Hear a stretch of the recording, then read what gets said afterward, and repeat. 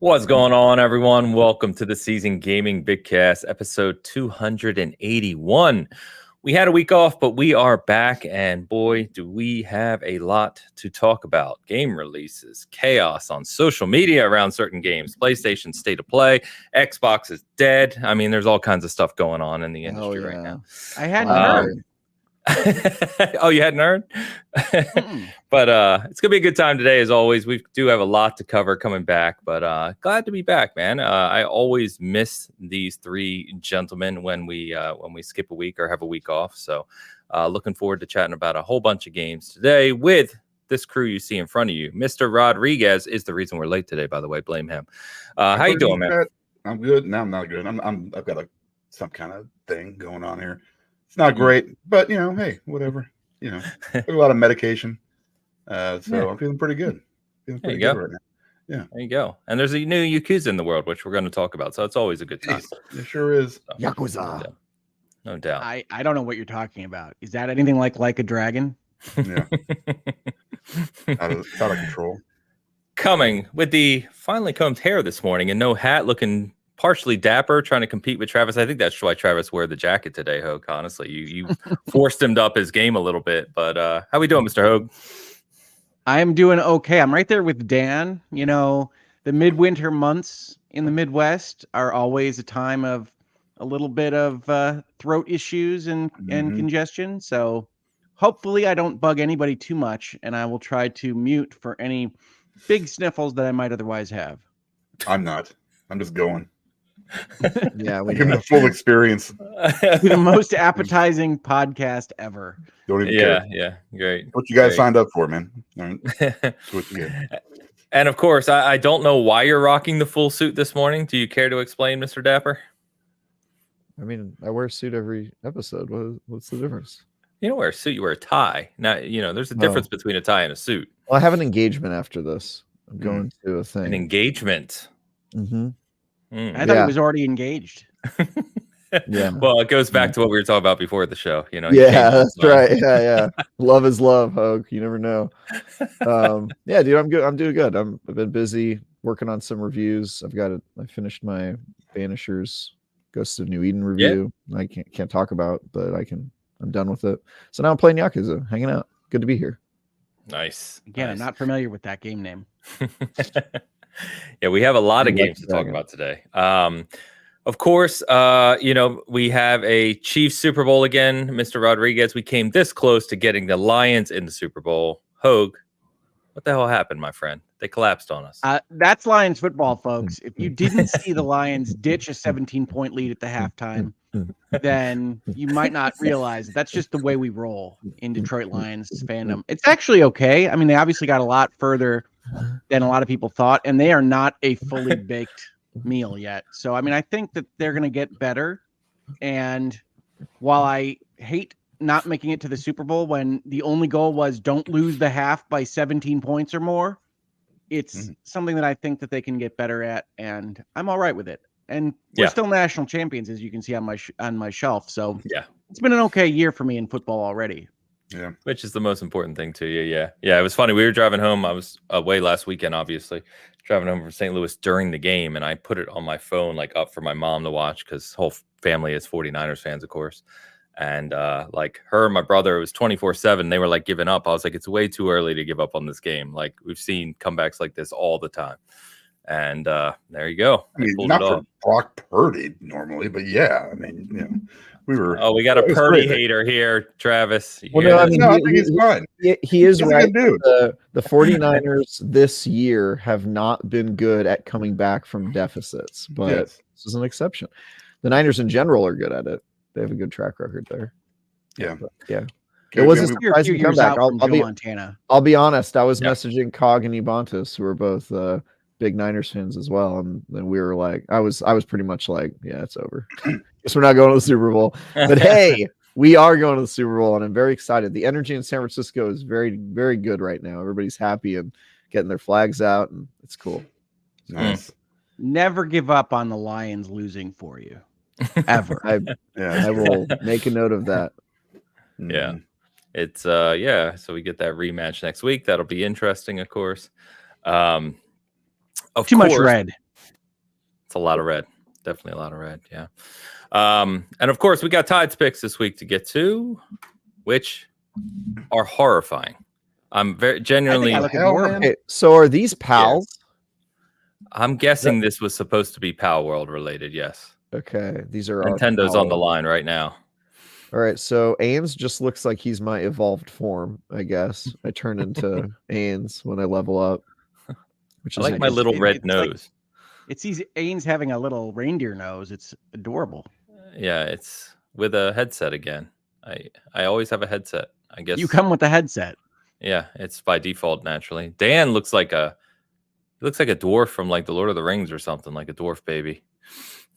I think he's supposed to be like a rock pal, you know, like he's got probably rock throw and stuff like that. And obviously, Hogue is a neutral element, you know, mascot character. I'm very huggable with rosy cheeks. He's got rosy cheeks. I just want you to know that when I look at Hogue, I already see this. And you've got the demon eyes going on here, Travis, which kind of appropriate. It works. Yeah, that's pretty normal. So pretty normal. Ty, thank you as always, giving us a good laugh to start the show. And of course, we have a lot of people coming in early today, so we got super chats and memberships to talk about real quick. Dale, let's go ahead and get to it. Google. Tal tried to beat him, but Google took it by 1 minute. It was close. Nice. Yeah. You gotta really, you know, if you're gonna come for the king's crown, man, you gotta get up just a minute earlier, apparently. And Google me with the €5. Made a gun psycher in Dark Tide. It's viable, but the game still doesn't work above medium difficulty with random people.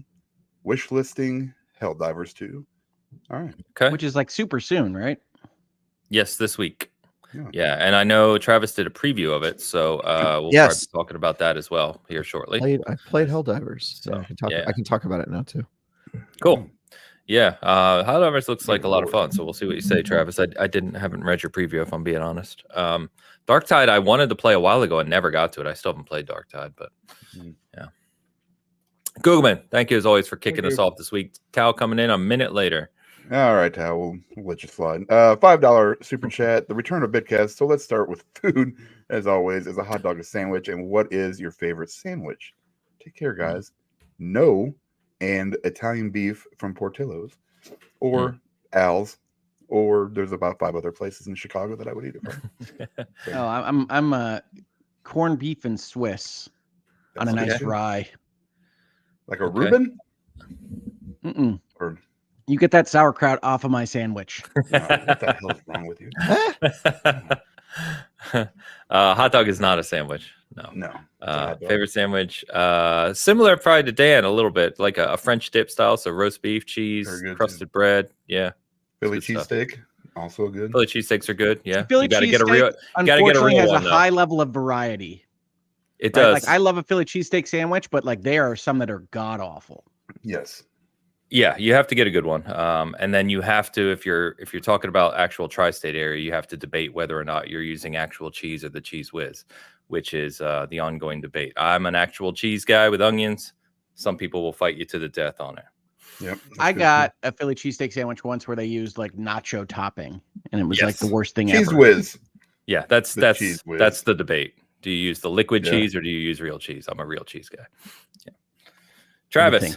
Let's hear some weird San Francisco concoction that no one's ever heard of. For my favorite sandwich? Yeah. I don't know. I'm pretty PB&J. Normal. No, what? The hell? Little PB&J? I mean, PB&J's fine. I just awesome. It's not, I love PB&J. If you're gonna go for best sandwich, I don't think it really ranks. I mean, the one I order the most is a BLT, but I'm cheap. BLT's pretty good. I mean, I hate to break it to you, but hot dogs are sandwiches technically. I mean, they fit. Of course. They are part of the definition. No. If you ask Siri, she'll tell you a hot dog is a sandwich. I mean, maybe if your bun broke apart, but is Apple our source of truth now? I don't know about that. I mean, it's like if the bun not being connected is the thing, then aren't Subway sandwiches not sandwiches then? They have the same. They have the same type of bun. Because like a Subway sandwich has the separate bread. No, like the hoagie or whatever, Philly cheesesteak.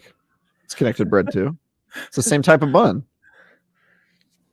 No. Hot dog's obviously not a sandwich. I think you guys are dead wrong on this. Actually, I hate to break it to you, but hot dogs are sandwiches. And so far as I can guess, have you guys seen the sandwich alignment chart? All I know is Tao is extremely happy that he had this debate started. There's a sandwich alignment chart, right? And basically there's two factors, right? There's the people who are really interested in the format of the sandwich, like it has to be structurally the same, and then there's the people who think that the ingredients are what make it a sandwich or not. Well, and then obviously a cylindrical piece of meat is not part of the sandwich tableau. I mean, there's lots of different sandwiches. You ever had a sandwich with Chinese sausage in it? It's kind of very similar. It's if I have an Italian sausage or something, that's not a sandwich. It's maybe, I don't even know what I call it. Like a hoagie? You guys don't think a hoagie is a sandwich? A sausage. It's a sausage sandwich or a sausage hoagie or something. You called it a sandwich on a roll. Anyway, my point is, if you're the most militant, you care about, you're an ingredient purist and a structure purist, and you think like a sandwich is a sandwich and everything else deviates, and then it gets more, deviant of like, okay, well, the structure doesn't matter as much or the ingredients don't matter as much. And on the most chaotic side, there is a Pop-Tart as a sandwich. That is because it doesn't follow the structure or the ingredients, but it still has the same sandwichy vibe. I'd say a Pop-Tart is closer to a sandwich than a hot dog. It's at least in the PBJ family. So in that case, you are a structure purist and an ingredients deviant, because you don't think the ingredients matter as much, but you're really about structure. So I've just put you on the sandwich alignment chart. Somebody could find this online, I'm sure, in the comments. It's a real thing. Well, I'm not going to take my information about whether I am a deviant from Travis, but I think I don't know, man. Hot dog. I think you're I think you're radical when it comes to ingredients, and you're a purist when it comes to structure. I myself believe that sandwiches are a vibe. It's like what's the this what's happening here? I don't know why he's still going. I don't know what happened. Relax. That's all I'm saying. And, I don't know. My favorite sandwich. I don't know. Do I have a favorite one? I don't know. I like all sandwiches. Favorite game. Yeah, I mean, this is. Yeah, you can't answer favorites. Oh my God, I know. What is wrong with you? Just pick one. It doesn't matter. You're asking me to determine my favorite. It doesn't matter. What if it does matter? What if it does matter? Tao, thank you. I love you, bro. Don't do this to us again. Yeah. That was at least like a $50 question, Tao. I was going to tell you something. Tao, we appreciate you and are grateful for your contribution to Bitcast. Tao, you have to remember I do a show with Travis when you ask these types of questions, okay? Yeah. Hey, y'all got into this, okay? Don't get mad at me because I know about my sandwich alignment chart. Nissa with the member comment. All right. Can't wait to hear the foodcast. There you go. GS cookie season? What the hell is that mean? I think it's a pizza on YouTube. I don't know why it looks like a cookie on our screen. Yeah. Okay. Yeah. But yeah, well, there you go, Nissa. You got it right out of the gate. You can thank Tao. I want a big shout out to Jeremy Wharton, who gifted 5 memberships on both channels. So both on the SG side and the Hogue side of the house. So thank you very much, Jeremy. Appreciate you. And Vintage is one back. Other call out? Yes, please do. Oh, let's thank Vintage first. Okay. Yeah, thank you, Vintage Willow, for your continued contributions to making any of this possible. We really appreciate it. Yes. And I did want to call out because I saw him in the chat. Rainman YYC has let me know that unfortunately he's had a stroke. And he is entering into rehabilitation, and was far too gracious to me in chat and said that he had watched my stroke series and that's why he knew he was having a stroke and got treatment early. And so I'm very sorry to hear that all happened, and I'm very happy that the stroke series has been helpful to anyone. So I did see him in chat, and I just wanted to call him out because I really appreciate it. And he did go public with that information on other channels before. I don't want to violate any codes of trust, Rainman, but I'm very sorry to hear it, and I'm glad that you're here in chat. Now we have to talk about the way you spend your time, but thank you for being here.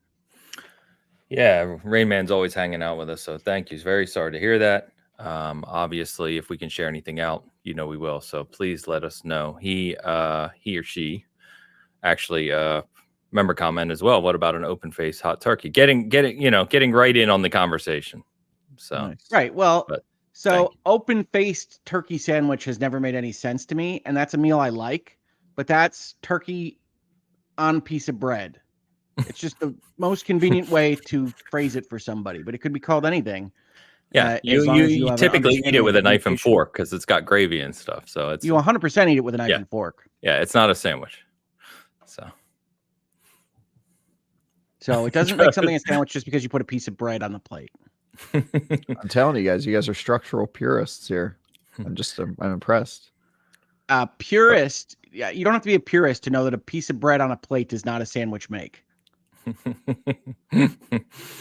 Rayman, thanks for joining us. To me. Wish you all the best. Yes, thank you. Thanks for calling that out, Hogue, as well. I was not aware of that, so appreciate you. Well, and I wouldn't have mentioned it, except I did get notes from a bunch of other people in my circle online that had gone public, and I wanted to make sure that they knew that we were on their side. And it's a tough road, but I'm very happy that we were of any help at all. Yeah, fantastic. Okay. Clean the rest of these. Willow with a member comment as well. Never thought I'd say this. I agree with Travis. Hey, somebody's got this is this is disappointing, Willow. I'm sorry guys. I think I brought the research on this one and y'all are just butthurt about it. That's what I think. Willow, thank you again. Always appreciate it. Debbie W with the comment. If a Pop-Tart is a sandwich, then so is ravioli. Oh God, now we're going down a deep road here. That might be, yeah, I think that's radical sandwich anarchy according to the alignment chart. I just sent you guys. Is it a wheat pasta or a flour pasta? And moving on. And Cookie Mon Steve. Member for 18 months. Hey, Rain Man, good to see you here. Glad you're feeling well enough to be here. Awesome. Love to see this support in the community. Thank you very much. All right. I don't know where Dan has moved off to, but we have a lot to talk about. Getting a hot dog. So we have a lot of games to talk about. Obviously, I'm sure we've been playing a bunch of different things. There's major releases, of course, since we last spoke. So trying to figure out the best order kind of cadence here. Why don't we start, since Dan stepped away for a second? Travis, if you don't mind, you did a preview of Helldivers 2. Yeah. And it is one of the early releases for PlayStation coming this week, actually. It looks really cool. It looks like a giant Starship Troopers game to me, which sounds kind of cool. It's awesome. How is it? Yeah, so if any of you guys have played the original Helldivers, which is a very cool game, it is a top-down shooter, and the big change with Helldivers 2 is that it is not that. They went full third person. It's kind of like it really reminds me of right? Yeah, it really reminds me of Earth Defense Force. I talked to the developers about it when I was at the studio, and they said, I asked them why they're doing third person, and they said that actually they wanted the original game to be third person. That was the original vision for it, but they didn't have the budget. So top down was just easier to do, easier to animate, all the stuff, and so they made it that way. And now they have a budget. To be clear, since Travis loves pedantry, it's important to note that top down is still third person. What he's referring to is it's gone to over the shoulder, rather than from above. It's true. Yeah. No, that's accurate. So yeah, this is an over the shoulder third person view, and it is a much more developed game than the first one. The first one was great, but it's pretty simple, and this kind of ups it in every way. Clearly has a much bigger budget and much bigger vision for what they want to accomplish. And it was a lot of fun.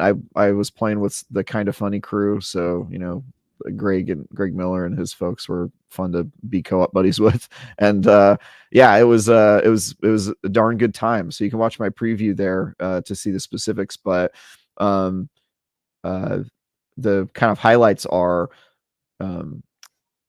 hitting your friends. Friendly fire is still a thing, which if you play the first one, you can kill your friends on accident a lot. This is certainly true in this one. That's really the point. Calling an airstrike on accident. Yeah, calling an airstrike in the wrong but it is place. the point. It does happen. Yeah, it does happen.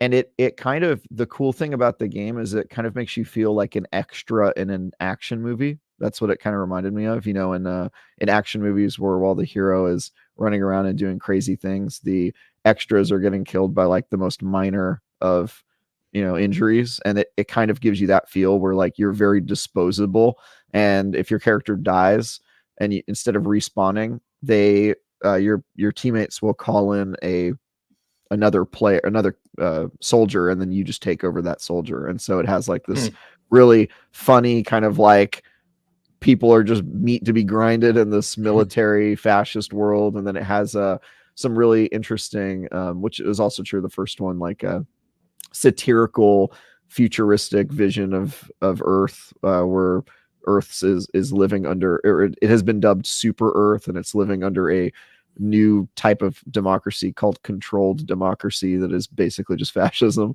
And it's just it is Starship Troopers kind of in most of the ways, and it's fun. It's just cool, a popcorn game. My one kind of big concern with it that I put in the preview was that it is pretty basic in terms of content. Like you basically just drop in and it's got procedurally generated areas, and you take out whatever the objective is, and then you go back up, and there's no campaign or story or alternate game modes or anything like that. And so it's kind of just like you drop in, you do some missions, you get stronger, and then you take on more tough missions. But there's not like a kind of, I was asking about like, hey, what like keeps people playing? And it's kind of just like, just keep having fun with your friends, and that's why you come back.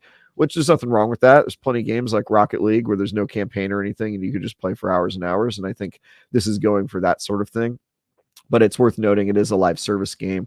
They don't really have a live service roadmap at this point in time. They're kind of waiting to see how the game does before they put that up. And so there are some like longevity questions I have. But what I played, 3 hours of Helldivers 2, super fun.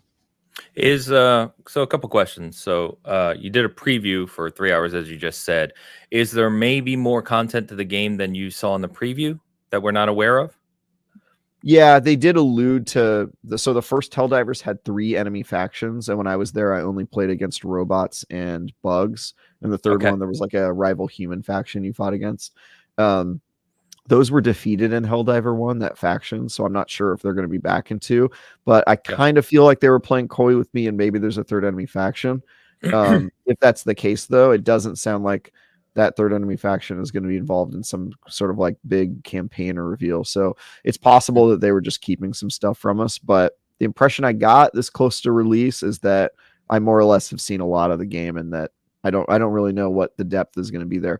They did say that they're basically just going to be reacting to like fan reaction, and they're going to focus on developing whatever it is the community wants first. But just my experience working with lots of live service games is if you don't go in with a plan ready and kind of don't let the herd lead you, is that you have trouble. So my guess is this is going to be a fun game that does well with initial reviews and then has trouble long term, but I could be wrong. I had fun with it, and I think people are going to really like it. And I think it's like a $30 or $40 game. I don't think it's full price. So, I don't think it's full price. Yeah. So it's like the type of game that, it's a popcorn game. You go and you have fun, and you log off. So in that vein, my other question is around the levels. So if everything's procedurally generated, are they at least well done? Are they intricate, or are they rather basic? They're like, you get dropped on different planets, and there's rocks and a couple different objectives around the map. So I would say it's pretty basic and kind of what we've seen with procedural generation, but that doesn't mean it's not a ton of fun. I mean, like if you've ever played the Earth Defense Force games, it has that sort of same, like you're going around a kind of generic area, but the fun is in trying to accomplish the objective and communicating with your friends and using different gadgets and accidentally misusing those gadgets, and deploying a turret in the wrong spot, and then when it turns around to shoot at the enemy, it accidentally shoots at you and your friends or whatever, and just kind of a lot of like chaos and fun. So it's cool. It struck me as like a kind of mindless fun, but it also had worth shouting out. It also had really, really hard difficulties, and when I was there, I insisted on playing a mission in the hardest difficulty, even though we were not properly leveled for it, because I just wanted to see how high you could turn it up. And at the max difficulty, it was a bloodbath. I mean, we got absolutely destroyed. Like it was, so I think there could be some fun in that and some longevity in that and just like trying to take on the tougher difficulty settings. I'm not really sure what the incentive to do so is though. Maybe more XP or whatever, but yeah, I mean, it's a fun game, and I'm waiting to see the full version for sure. But my preview seems pretty fun. Not sure how it's going to have longevity, but we'll cross that bridge when we come to it. Doesn't sound like it's for me. Definitely not. Well, you like Starship Troopers, don't you? Yeah, I like the vibe, but I can't see myself voluntarily jumping into random procedurally generated shooting environments just for the heck of it. Yeah. And probably matchmaking, or you basically have to play with others, right, as a requirement. So, yeah, I mean, even from the first game, it's like the fun there of dropping a turret down and immediately having to dive to the ground and yelling at your friends is where the fun is. It's like an anti-single player game. It's not that you couldn't play it; it's just that that's not where you'd find any of the amusement. Yeah, this is the same way. Like, I don't even think you can play it in single player, but you certainly shouldn't be advised to. The fun is there's a lot of weapons that actually require two people. Like, one person has to pick up the rocket launcher and the other person has to hold like the ammo casing to reload it and stuff. And so it's like intentionally kind of, you have to work together. And it's really cool. But yeah, if you require a story campaign, or you really just like playing solo or anything like that, probably not for you. But fun with friends for sure. Like, it's definitely an Ains type game. It's definitely a meat type game. So cool. Should be fun. Very cool. All right. Well, that's Helldivers 2. So good to hear about that. I know we've got some people I've talked to that are looking forward to it. So it's good. Why don't we jump over to, by the way, we have the hot dog poll live on the SG side of the house, and the results are scaring me a little bit right now. But, it's running. Anyway, let's talk a little Like a Dragon, Infinite Wealth. This was, I think, what we did a few weeks ago when we did our episode of kind of upcoming games that in early 2024, all four of us said this was like the one we were looking forward to the most, I think, at the time, if I recall correctly. Yeah. I mean, we got a freaking Game of the Year nominee in January. What kind of world are we living in? I love it. But I'll obviously, I know Dan's much, much farther than me. Hogue, you may be too. I'm on chapter 5. I think I gotta believe Dan's in front of me, but I'm on 7. I'm on 8. Oh, he's barely in front of you. Yeah, not by much. Okay. So I'm early. I'll be real quick here. I'm loving it so far. I haven't had a ton of time to play in. It's definitely got the vibe that I love about this game. Ichiban is just, he's a great character. He's very personable, and I like what they're setting up so far. So I got to Ted Hawaii. Lasso of gaming. Yeah. I got to Hawaii. I've done a little bit of things, a few things there, and that's about where I've left it so far. But I'm curious to hear from you guys who, especially you, Dan, being the Yakuza kind of fanatic here on the panel. Not that we don't, Hogue and Travis don't love it, but curious to kind of hear about your experience so far, because I know the game is massive. It's so big. I mean, that doesn't even cover it. Massive is not a large enough word. Yeah. Yeah. There's so before it came out, I try to avoid as much as I could, but there's a lot of like RGG. They would tweet out, "Oh, hey, this is in the game. Hey, this is in the game," and it just got to the point where I was like, I kind of questioned. I think I said it on here too. Is this going to be too much? Like too much content and fluff and craziness? And because a lot of times it does that to the detriment of the game, and we kind of, I think we talked about this too. They use Yakuza has used chapters in their game or the main story to introduce all these other different things. Like this one's got like an Animal Crossing game. You can do, what's the other one? The Pokemon like game. There's so much more to it than that.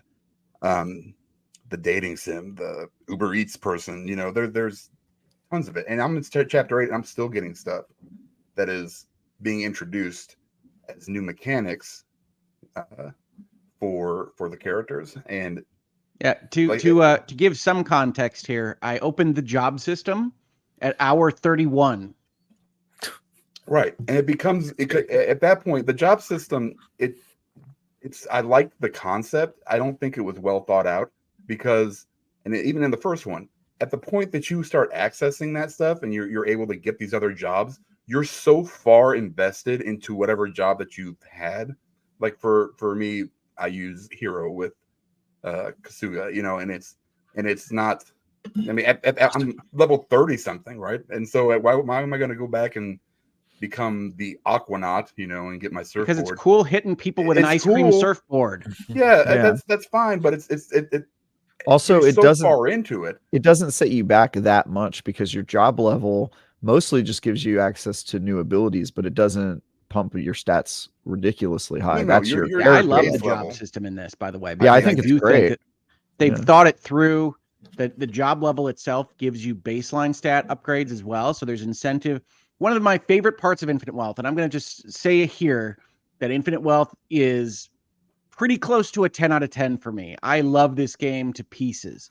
And the thing that they have solved and that they've built towards this game with is that they've worked out the way to have different games or different types of things to do, and then have them all feed back into the main system that goes through the game. So what I mean by that is the Crazy Eats, the Crazy Taxi / picking up cans mini game that they put in here is a Sega arcade game that they figured out, like everything else they've built in here, will give you points to get things off of a list with those points that can upgrade your jobs or your class or your weapons or whatever else that you want to upgrade.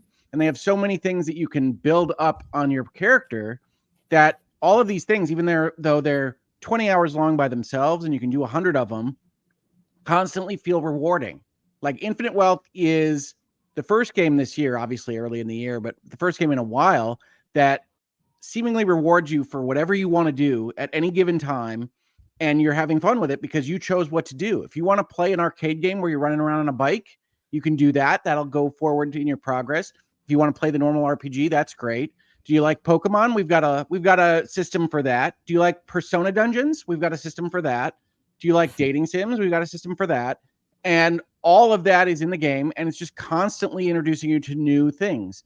And with the traditional now, Yakuza, Like a Dragon, what if we took RPG tropes and put them into this Hawaiian city? And to talk about Hawaii for a second, like it's such a nice thing to be in a completely different environment than the Yakuza games and Judgment and everything else in this series. Not to say that those are bad. I like going to Kamurocho a bunch of times. I really like seeing the evolution there.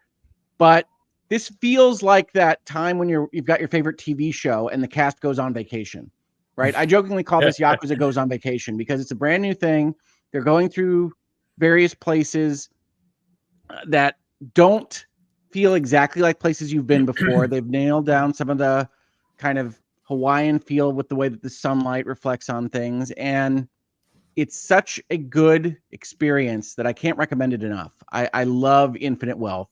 And now that I understand the title a bit more, I understand the plot a bit more. I think that it's got a very good plot, like all of these games do, that you get to choose how you want to interact with. So you can make it last 100 hours before you advance to chapter 3 if you want, but it's all at your fingertips. And the actual battle system is similar to Like a Dragon, but is improved significantly from there. They've got geography that's been introduced. They've got various combos and things that you have to think about while you play in a way that is consistently gratifying and fun, quote unquote, in a way that I liked in Like a Dragon, but I think it's just much better. It's exactly what you want to see. Why are you putting fun in quotes? That scares me. I put fun in quotes because I don't think fun is an actual thing to grade, right? Like I prefer talking about it being engaging. I prefer talking about it being gratifying. Fun is not something I think you can actually qualify. So it's fun for me. Yeah. I would agree with that. Because fun is different to different people. Yeah, anybody that says it's fun is not giving a very useful Whoa, I completely. How is gratifying any different in terms of it can be quantified? How gratified you are, isn't that also a personal? I don't think your substitutes solve the problem, sir. I'm not trying to solve a problem. I'm trying to say that I don't like referring to them as fun because I don't find it useful. Why not? That's the most useful thing when you're talking to your friends. You're just trying to change this is my judgment. I don't think it's useful. I'm challenging your judgment call. I'm asking yes, but you. Why not isn't a great challenge. I don't know what to tell you. I'm saying show your work, sir. My work is I don't find that when I get a review that says something is fun, I don't find that useful. So I try not to put that out into the world when I am telling you why I am engaging with the game well. Why I would point to something, Travis, like I like reading the descriptions of weapons in Elden Ring as fun. That's fun to me, which sounds ridiculous to some people, right? Like, so if I write that that's fun, someone may go, how the hell is that fun? Because that's not fun to them. It's not, there's no. Right. And I like reading lore entries, and I find every inch of mile games like Last of Us to be engaging. Yeah, but you can say that you think something's fun and then explain what was fun about it. And I think that's still useful. I don't think that you should. Here's the reason I'm bringing this up as something that I want to nitpick is because I think it's really important when you're talking about critical analysis to come to people in the language that they speak. And I think that when you tell somebody that something is fun, that does matter. As long as you explain why it's fun or what you found fun about it, you have to justify your opinion. But I think getting away from... if you want to take everything I've said and say, it sounds like Rick's having fun, that's on your table. That's fine with me. But I am not going to offer that as my initial impression of a game. Why is gratifying any better? That's my question. Why is gratifying any better? We're back, everyone. Thank you for joining us. Why use a $2 word when a 10-cent word will do? Is my question. Well, I get paid by the word, obviously. And here, finally, we have found an area where it is Hogue, not Travis, who is the elitist, not speaking the people in to the people in their own language, sir.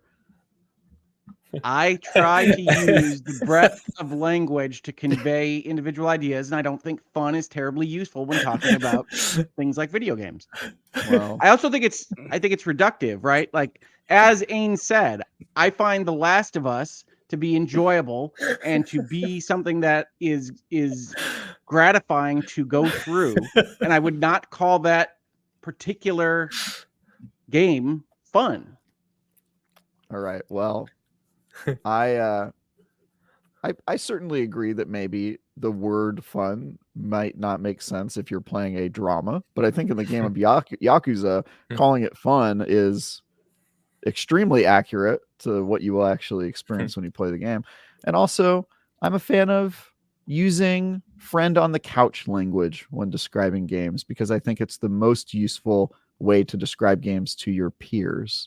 And I would advise anybody against using words that make them sound like Professor Video Game, because I do not think that that's particularly useful to the reader, to average people. I sound like I sound, Travis. I don't know what to tell you. Proxicus with the most important question of the moment. Well, I'm going to call I definitely think it's quote unquote fun. Professor Video. Yeah, he said quote unquote fun, which honestly, that gives me way more questions than if you had just called it fun. Because we're done with the fun questions. We're done with the fun questions. So yeah, I'm having pretty good time. I'm having fun. There we go. There you go. Go play it. It's good. So in all seriousness, it sounds like Hogue is extremely high on the game. Dan, you sound like you're maybe a little bit lower than you anticipated, just going by I think it's too much. reading the room. I think listen, you can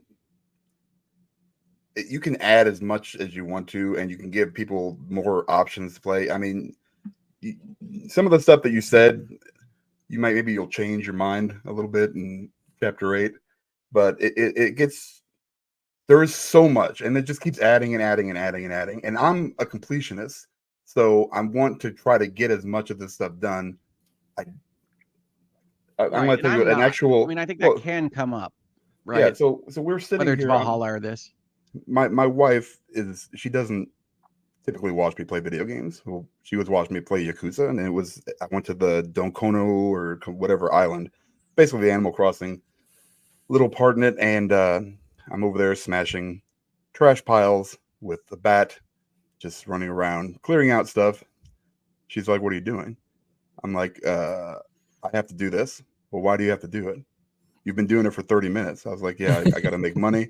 I need money to buy this other stuff. So I need to do this. I'm not proud of it. I do love a game with a good economy, and certainly you're always scrounging for money in Infinite Wealth, which is a little bit ironic, but I love that. Right.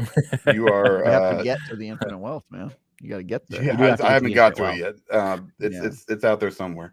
But there's a lot of, I mean, it was just like she couldn't believe what I was doing. I couldn't believe what I was doing. I'm like, I've got to build this up until at least a level 3 or 4, But is she objecting have to do it? Gotta? Yeah, you have to do it. No, you don't have to do it. But if you want to make money and have infinite wealth, apparently, that's probably the best way that I've found so far to do it. Aside from, I mean, actually, that's it. That's really the best way, unless you go and just keep Sujimon playing or whatever for $1,000, but that doesn't get you very far. When there's a weapon that costs $144,000. Yeah, $140 is their number. Yeah. 144 for some reason. By the way, oh, sorry, Dan. No, it's just a lot, man. It's a lot, and I still like it, and I'm enjoying playing it. And it's Yakuza, and it's the biggest thing for me is the characters. It's always has been. It's always been what Yakuza has been for me. Between the characters and the story, that's what makes these games enjoyable to me. And this is, it's got old characters, new characters, still introducing them, and I'm enjoying every one of them. They're all well written. There's not one of them that I can go, man, I really don't like this new person, and then I see it is amazing how many folks that you just say, how many people can you introduce into this series that I still like to hang out with? Exactly. And they're at the top of their game in Infinite Wealth. And the only criticism I have on that at all is that the people that are going to be added to your party do have noticeably better models when you first are introduced to them. So there's not really a lot of surprise for what's going to happen in terms of joining the party, but they're all very interesting. And it's a lot of fun. They're in their full kind of BioWare, hanging out with companion quests elements and a lot of stuff. And that in and of itself has stuff that you can build up separately. I mean, there's systems upon systems upon systems, but they're all smartly designed to build into one another. Now, do I recommend playing it like Dan? I would not recommend playing this game as a completionist. You want to do what you feel when you sit down, and it'll introduce new elements into the game seemingly throughout its entire runtime. I'm 40 hours in and I still get tutorial pages up for whatever new thing they've introduced. So you want to play what you feel like and advance the story at your pace, and understand that advancing the story is going to open up new systems as well. But I wouldn't get stuck doing just Sujimon League stuff or get stuck doing I don't remember the name of the island either now. It's like Don Kono or something like that. Don Konku, something like that. Yeah. So I quickly Googled because I didn't know. I haven't seen anyone talk about it. So apparently there are 14 chapters in the game. And it says here that each chapter takes at least 2 or more hours to complete, but the further in the game you get, the longer the chapters get. So, Dan, I'm maybe screwed. Halfway. Yeah, no, I'm well, according to my console, I am 43% done with the main story. That's and I'm assuming that's what that is. And I've got 60 hours, I think, already. So the Yakuza standard is like 15 chapters, so that doesn't surprise me. It's about right. Yeah. And so that's and the reason they get longer is not because the story beats are longer, but because the stuff that you do in between each chapter, when you in between the main stuff, takes like a really long time, because they introduce like all these mini games you have to go back to and like finish off, your Suja decks, or go and do the Animal Crossing mini game and all this other stuff. But it is all very fun, at least. I mean, this is one of those games where I don't mind the bloat a little bit. This is that bloat goat, because everything that is feeding into those systems is fun in and of itself, right? This is the difference between Valhalla and Infinite Wealth to me, is that you go and you play Crazy Eats, you go and you play I'm going to memorize this menu and do this sub story for this cook that needs my help, whatever it is.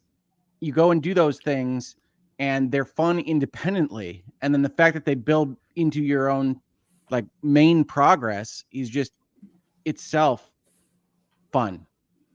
To a certain extent, I think you're right. I think the issue with what you just said is it still becomes a grind the farther you get into it. And I mean, the level, the experience grind is something that I can do without. I mean, there's a lot of times where you're walking and across the street, there are guys that are 15 different levels higher than you, and you're like, what the heck? I just crossed the street. I mean, I don't like that kind of, how they You'll learn to fear the color pink. Yes. Well, yeah, you get away from that stuff. But, also there's, when you hit certain points of the story, it will tell you specifically, it's like, you really want to be this level with this ranking on your weapons or whatever. They do. I like that they did that That's message. very nice. Like, we think it's this level. We think it's this stars of your equipment. I have never been that level yet, and it's happened like 4 times. So I have to go back, and this is me doing as much as I possibly can beforehand. I'm still having to go back and jump into. This is what I didn't like about Like a Dragon, was towards the end of the game, there was one big boss fight where, unless you sat there and you grinded like crazy, you were not even close to that boss's level, at least 5 levels away, and you had to go back to the arena, which they don't have here, but they have it in the last they have game. A Persona dungeon in this. Yes, they have Whoa, spoilers. Well, it's just a dungeon. It's just like the sewers. I mean, like, the same thing as I was going to ask about spoilers, right? Because you can talk about all these various things. The features themselves are to some extent spoilers. You've got an Animal Crossing game in there. You've got Pokemon League. You've got a Persona dungeon. Literally, if you can think that there was a good idea in Japanese role-playing games, they probably incorporated it. Yeah, they tweeted out all that stuff, so it's all out there. But I mean, it's I don't like that grind really, because it's not. There's not a whole lot of ways to go about doing it unless you just sit there and just pick fights with everybody on the street. That gets old after a while. And you don't really level up too fast. The dungeon part is fine, but the level, like the first dungeon level is 18, right?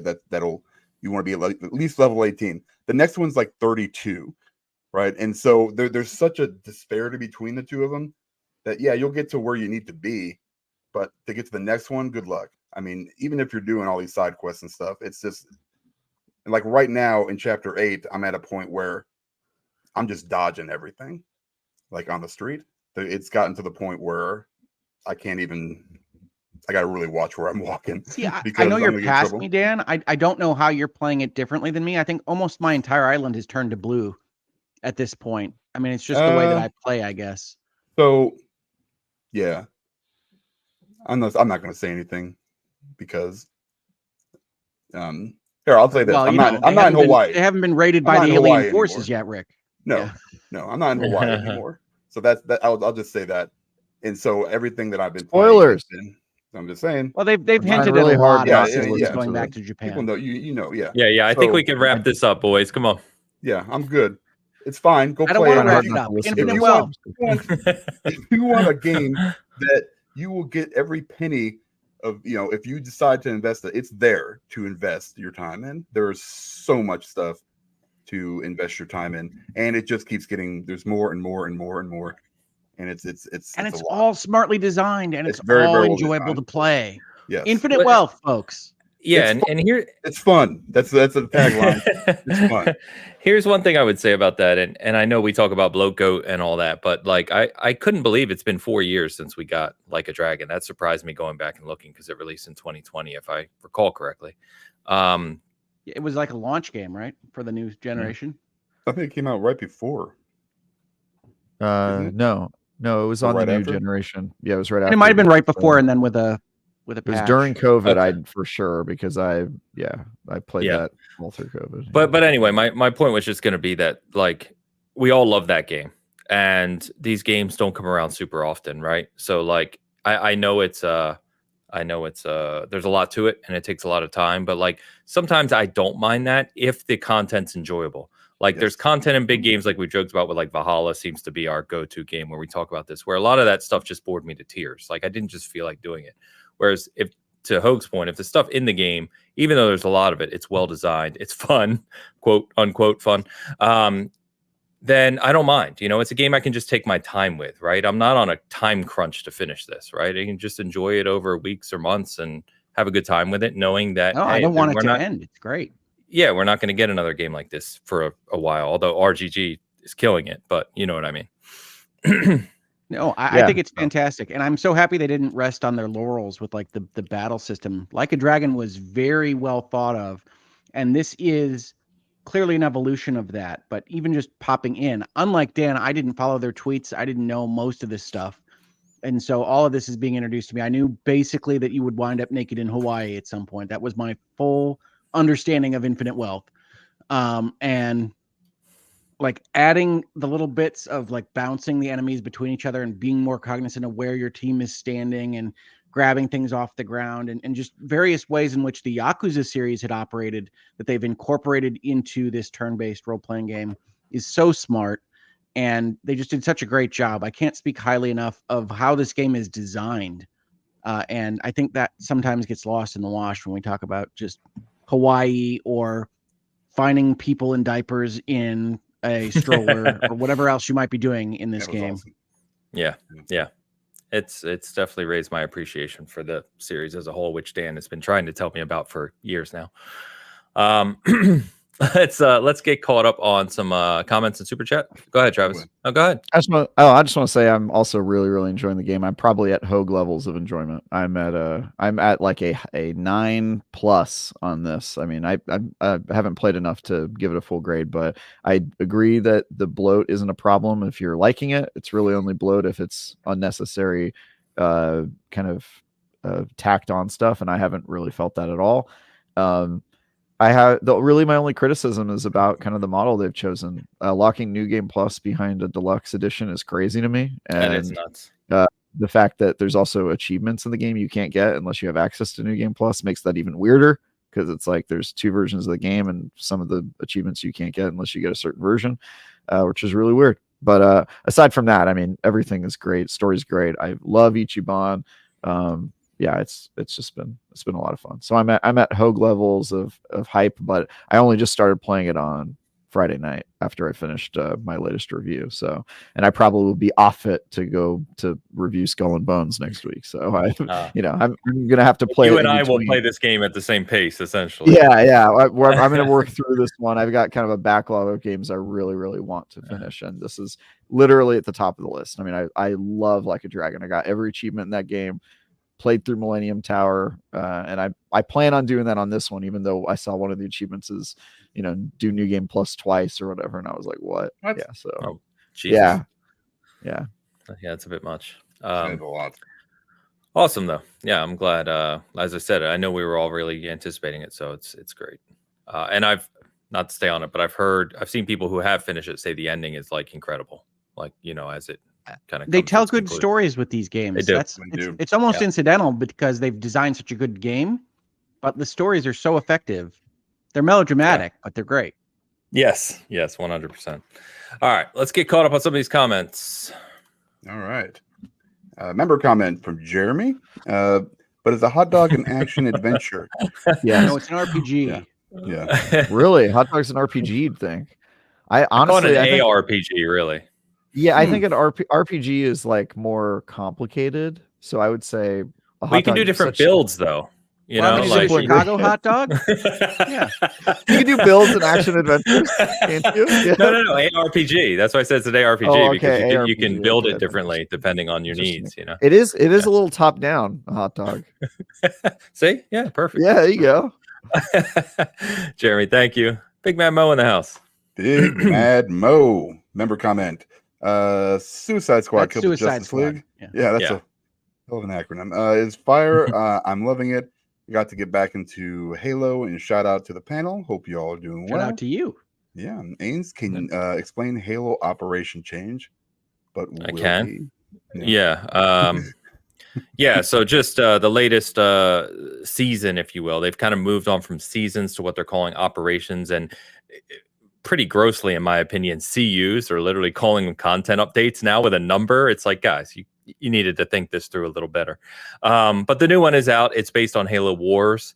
It has the Mark IV armor from Jerome in Halo Wars, and a lot of cool content for fans of Halo. So I'm enjoying it. I play ranked 99% of the time, and the ranked experience isn't fantastic right now. But other than that, it's fun. And, the Pro Series is coming back very, very soon, too. So good times. TV show's coming back soon, too, right? TV shows this week. along really? with this week. It's February 8th. Yeah, 4 days. Oh, wow. Thursday. But more importantly, the one I'm really excited about, I don't think we've ever talked about this, is Tokyo Vice comes back on Thursday, which if you haven't watched it is an incredible show. No idea what you're Absolutely talking about. incredible. It is it's based on a true story about an American journalist who went to Japan in the 80s and got wrapped up in the Yakuza. And it is awesome. Oh, I think I have heard of that. Yeah. Yep. So been waiting for season 2 of that. Anyway, moving on. Thank you, Let's Mo. go. All right. Nisa with the $5. Thank you very much. What I was trying to say, okay, this is the cookie thing. I was trying to say was Girl Scout cookie, GS cookie. That makes sense. Yeah. They're amazing. Member comments only allow 50 characters. Hope everyone goes out and support your local Girl Scout. Yes, do that. Lemonades, Thin Mints, Samoas. Get those Samoas. Oh man, whatever. They're all good. The peanut butter patties. Oh my god. Not the chocolate ones, just the regular peanut butter cookies. Absolute favorite. Nissa, thank you so much. Sorry about that. I didn't know the member comments were limited, but thank you for the super chat and appreciate that. One of the guys that works for me, his daughter is in Girl Scouts, and we have like 5 boxes upstairs. So always support. I'm pretty basic. I won't eat them, but Thin Mints in the freezer. Yep. Yeah, Thin Mints in the freezer. Absolutely. If you're not eating your Thin Mints cold, what are you even doing? Come on. Nissa, thank you. Just want to highlight this comment from Paulo. Man, y'all been my favorite podcast for a little while now, and I can't even talk. While now, and I only knew Hogue before. So we've seen a few comments from Hogue's channel finding us, discovering us, and always nice to see these types of comments. So thank you for that. Yeah, absolutely. Ash gifting a membership on SG and the Hogue side. Thank you so much, Ash. Good to see you. Thank you, Appreciate Ash. you hanging out with us. I just want to clarify that the last Jeremy back again. That he only knew Hogue before. Didn't say that he only liked Hogue before. He still doesn't like Hogue or any of us. But now he knows about us. Now he knows about all 4. Oh, good. That's awesome. Jeremy back again. I started Yakuza 0. What do I need to play to try Like a Dragon Infinite Wealth? I mean, 9 more games. Yeah. No. Realistically, it's Like a Dragon and Man Who Erased His Name are the things that are most immediate. Yes, but you can probably play it and not have to worry about it. There's a way to give you like kind of a quick recap of the last game, so you can do that and kind of get an idea of what's going on in the story. Now, with that being said, Yakuza 0 is super freaking good, and you should definitely continue. It's my favorite in the series. Yeah, it's probably close to mine too. So yeah, it's really, really good. It's been updated, I think, plays well on the new consoles. So go play it. It's awesome. It's where it all kind of started. I mean, it's technically like the 4th Yakuza game. Yeah, it's like the 4th or 5th, but technically story chronologically it's the 1st. Yeah, chronologically. I actually think you should not play Yakuza 0 until it appears in the game release chronology. So I approve of going through the original 3 and then going back to 0. But I get why people play 0. It's just hard to play 1, 2, and 3 when you play 0 first. That's my. I think Kiwami holds up pretty well. It's true. Yeah, the only one I didn't finish was the 1800s one. I haven't done the Ishin. Yeah, Ishin. Other people were asking if, and I know Joe was asking too. Shout out to Mr. Badbit, asking if you need to play Like a Dragon before playing Infinite Wealth. It's pretty useful to at least play the beginning. Kinda, yeah. I do not think that this game is good at catching you up. It kind of makes things more confusing. It tells you what you did in the first game. If you choose the right, like there's a point in the very, very beginning of the game, you're at his apartment. It says, "Oh, should I reminisce?" Because he's got a little altar to it's like one of those show recaps, right? It's just like it's a really quick recap, or Google it, or you look it up on YouTube. It's really not just play it. It's awesome. I wouldn't let the existence of the prior games prevent you from playing Infinite Wealth. Right. It's so much. I think it's useful to know who Ichiban Kasuga is. That's Like a Dragon. But other than that, I don't let it keep you back because Infinite Wealth is its own story. Oh, so true. Fair enough. All right. Where am I at here? Debbie W. With the $5 super chat. Thanks, Debbie. Sunday mornings are not, just not the same without this banter. Glad to have Bitcast back. Thank you, Debbie. Thank you, Debbie. Always. I guess the other thing I would add is that it's important to know that Kiryu is the original protagonist of the Yakuza series. Yes. So him rolling into infinite wealth is a little bit like Luke Skywalker showing up to some extent. He's also the final boss in Like a Dragon. Well, not really, but Not really. He's the optional boss. He's tough. You guys done that part? Yeah, I don't know what you're doing right now. Why? Weren't you the one like claiming spoilers like 10 minutes not a ago? spoiler. It's not part of the story. It's just like an extra thing they threw in where you can go and fight him, and it's like it requires all your in Like a Dragon. Yeah. No, that is 100% a part of the story. I just got done with it. Yeah, it's part of the storyline. It's nah, him showing up is, but that whole thing where you find him at the tower at the end. Nope. The tower. Is that part of the story? Really? Yeah, it's 100%. I totally misremember that part. I thought it was just he has to, prove himself, or Ichiban has to prove himself to him, and it's part of the story. Was he going full power? Could Ichiban take Kiryu? Because there's two phases to him. I'm not gonna say what they are, but there's two phases to him. I don't know why you would do that. Yes. I don't know what you guys are doing right now, but we're gonna just move on. Not optional. It's good. It's really good. I mean, it's cool. Debbie, thank you. Detective C, it's good to see you, man. Enjoying the show. Cheers, boys. Whoa, $20 super chat. You're crazy. $20 super chat. Good dude. I talk to him pretty often, and has his own channel and game reviewer and stuff as well. Good dude. Check his stuff out. Check out Detective Seeds. Yes. Thank you, man. And lastly, Googleman, just giving us a super sticker with good luck, have fun. Oh, good. I can see it. Awesome. Fun. Hags. Quote, unquote. Yes, you threw in the fun. I got it.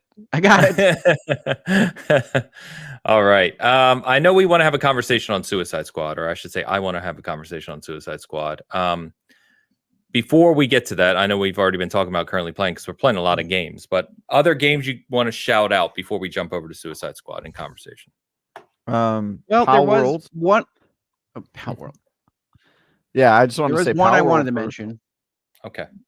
Because we didn't talk about that game after it came out. I think we didn't have a show, right? We talked about it right before it came out. No, I think we did. No, we did. We talked about Pal World. Yeah, it's continuing to do very well, but we did talk about it. Yes, I'm playing a whole lot of that game, and I did both my reviews for that while we're gone. Been playing that. It's a good one. You gave it an 8, right? I gave it an 8 on Steam, and then we did a separate review for the Xbox version because the Xbox version is pretty busted. Yeah. Still a good game though. Yes. Okay, I was wrong then. Sorry, I thought we missed that one. Good. By the way, I meant to shout out too. Nearly 350 people hanging out with us. Thank you so much. Good to be back. Nice. Love to see it. And chat, I can see some concerns about the Like a Dragon Yakuza spoilers or story. Everything that was mentioned here, I can promise you, is details of progress. It is not spoilers for what happens in Like a Dragon or Infinite Wealth. So you're good on the actual story of these things. Yeah, and I would say the vast majority of what you and Dan especially detailed has all been shown in videos of the game that RGG kind of showed. So anyway, Hogue, you said you had a game you wanted to talk about. I do. So I have been recently getting into a TV series that people have recommended to me forever, which I think folks are going to recognize, called For All Mankind, which is an Apple show that takes a alternate history tack on the space race. Right. So when I was a kid, I used to play a game called Buzz Aldrin's Space Race, where you were basically a manager at NASA and trying to win the space race for America against the Soviets. And you were making decisions on how to build your base up and when to send up particular missions. And it wasn't that complicated. It was a very simple type of manager game. But I remember playing it a lot. It was what got me very interested in the era, as well as my father. And so this is about when Apollo 13 comes out, and then the From the Earth to the Moon series that Spielberg and Hanks put out together, I think. And so this has always been a favorite of mine. And For All Mankind starts in the 60s and takes these small changes in history to kind of extrapolate what would happen if these changes were made in a way that I found absolutely fascinating. And I'm continuing on. I'm only on season 2. So speaking of spoilers, don't tell me anything else. How far into season 2 are you? I am in the premiere of season 2. Why, Ains? Okay. Gets bad. Sorry to interrupt you, because I watched it based on my my future son-in-law, is really big in space and stuff. So I watched on his recommendation. Really got into season 1. Thought it was very well done. Season 2. I loved season 1. they make the jump. You know, they jump every season. There's 4 seasons. About a third of the way through season 2, and for the rest of it, it goes completely off the rails. It's one of my least favorite season 2s of all time of any show. I literally stopped watching it. It's that bad. Well, I've been enjoying it so far. In my opinion, of course. I'll keep that in mind as I continue, but I am enjoying it so far, and it got me interested in playing something like Buzz Aldrin's Space Race again. And there's a game that I'm playing on the Xbox that I think is also on PC called Mars Horizon, which does this very well. So if you're interested in any of that and running a space race on your own, you can pick to be the US or the Soviets or the European Space Agency or these kinds of things. It has that same kind of system. You're essentially picking what missions to run and how to make money and how to get support and how to increase your base. And Mars Horizon is a game I've been playing and really enjoying. So check that out. Nice. I don't know whether we're going to have a separate conversation about it, but Tekken 8 is awesome. I love Tekken. I like Tekken more than Street Fighter. And so Tekken 8 is great if you're interested in Tekken at all. And I really enjoy that game. And then I also have been trying out various I think they're still trying to find a genre name, but the Vampire Survivors genre, which I think are currently described as auto shooters. And I've got one that I really like called Army of Ruin that I really am enjoying. So if you like Vampire Survivors, if you like Brotato, which I'm also playing, if you like any of those things, Army of Ruin is an excellent kind of example of the genre. Those are Hoag's notes. Sweet. Yeah, I can... Sorry, real quick on Mars Horizon. What type of game is it, Hoag? Like you described what you do, but is it like real-time strategy? Is it action? Like what? No, it's menu picking. It's essentially you're trying to build up your research tree in order to have the right boosters and things to beat somebody to orbit or the moon or Mars or what have you. Okay. And you're figuring out what level of training you want to give, when you want to send the mission up, and it has various changes for what the weather is. And then it's essentially going to show you a bar that has bad and medium and good outcomes, and it's going to show you where it lands on the bar, and you're going to be picking how these things go. And if you like that conceptually, it's a management game. You're clicking buttons, but it's excellent. I got you. Okay, cool. Yeah, I'm very excited to see what you think of For All Mankind as you get further into season 2. Well, I loved season 1, and I loved the first episode of season 2, so we'll see. Okay. All right. Unless the aliens attack, I really don't see myself losing my interest in this show, but we'll see. Okay. It jumps the shark a little bit, but a little bit. It's very cool. Cool concept, no doubt. Mm-hmm. Travis, was there something else you want to talk about before we get to Suicide Squad? I was thinking through all the stuff we missed while I was gone, and I think the only thing we didn't talk about, we got Helldivers, Pal World. I can't talk about Banishers yet, but I can talk about Skull and Bones. I did another preview for that game where we played the endgame together for like 5 hours. So I've now seen Skull and Bones endgame. Basically, they hooked us up with like some endgame level ships, and they got me in a crew, and they set me loose on the post-game content and also the seasonal content, because they also announced to us that they already have the first 4 seasons, the first full year of Skull and Bones content lined up. They seem to be going in on this game. They're going crazy on it. Because they had a lot to show. Like, we got to play the season 1 content, and then they had the season 2 content as like a little preview trailer or whatever, and then they had like logos for season 3 and 4. But yeah, I mean, my main takeaway was that they have like some public event type stuff where you fly, you sail around and you go to these areas and you take part in them, and they're like larger events. And that the public event stuff was a little underwhelming. It was like a lot of like the same kind of like you're raiding fortresses or you're destroying a ship and stealing their loot. And there was supposed to be some element of like betrayal where you can grab the loot from another player and then PvP is activated and you can kind of fight each other. But that didn't really work all that well when we were playing. So I'm not sure if they're still working out bugs. But the cool part of it was the like really high end or kind of high level activities you can do and bounties you can take on. Like we fought a giant sea monster at one point. It was like a giant like eel creature that was swallowing ship's whole, and that was pretty cool. And then the seasonal content was about this like poison loving pirate captain who invaded the seas and like poisoned the waters, and there was like a big boss fight against his boat where you had to get a whole bunch of people, like at least 6 ships, to take him down, and he shoots the poison everywhere and sends like these little suicide dinghies after you to blow up your boat, and it was pretty chaotic and fun. So there's some potential to that one in terms of like they certainly are going hard on the kind of post-game support. Obviously I've got my doubts, like a lot of us. I mean, this game was in production hell. I don't know if people are going to be down to continue piloting their boats around a year out.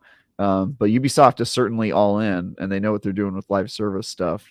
It's just a question of if this one clicks, especially after how much money they've sunk into this thing, which I think there were reports this week about how much they've spent on it and how likely they are, or rather unlikely it is, that they will make that money back, because I think they're already expecting to not do so. But it's crazy. This is one for the books. I mean, when this game comes out, I'm going to be shocked and relieved that we finally got there. Yeah, I'm very curious to see how it does too. Are you actually reviewing it? I am, yeah. Okay. Yeah. Well, so it's destined to sell 17 million in 3 weeks, right? Like you're the Midas touch right now. That's right. Yeah, I mean, my other review this year, we'll see. Yeah, I don't expect it to do that, but I could be wrong. It's not out yet. We'll see how it does. I'm just this is one of the ones I don't know. Like, the game seems fine. The game seems like it's going to be fun. I just don't know if it's going to have the audience or longevity to sustain its audience. But I mean, I had fun with it, man. I don't know. There's a lot of competition in that space. Yeah, and there's a lot of competition just in general right now for people's time. Yeah, but for live service, and also like Sea of Thieves is out there and it has a huge audience, and some people are not super stoked that you can't get off your boat in Skull and Bones, that it's pretty much a 100% ship-based game. So there's just I have a lot of questions about that game, but we'll see, man. I have no idea what to expect with the review. Did they mention how many people can be in an instance? Yeah, it's like each map has maybe, I think it was like 12 or something like that. It was like not a huge number. And then your crew can have 3 people. And that was part of the frustration with the, at least the version of the endgame I played, which this was a month ago. They could change things by then, especially since I gave feedback. Like I messaged them afterward and was like, hey, probably should do this. But like, for example, there would be an event that popped up on the map, and it would like give this big alert, like, hey, you should join it. Like, it's a public event. It'd be like, yeah, you got to go and do this, this piracy, this heist, legendary heists, they're called. You have to go do this legendary heist. And I would try to join it, and I would tell my crew, like, hey, let's go to this legendary heist. I'm the leader of my pirate crew, right? Everybody joined my party or whatever. And I joined the event, and it only adds me. And then I'm like, all right, well, I guess I got to tell my 2 other ships to go add themselves to this event because there's only 3 slots. I add myself to the event. One of my other teammates gets there, but then before the 3rd one can get there, another person on another crew signs up for the 3rd slot.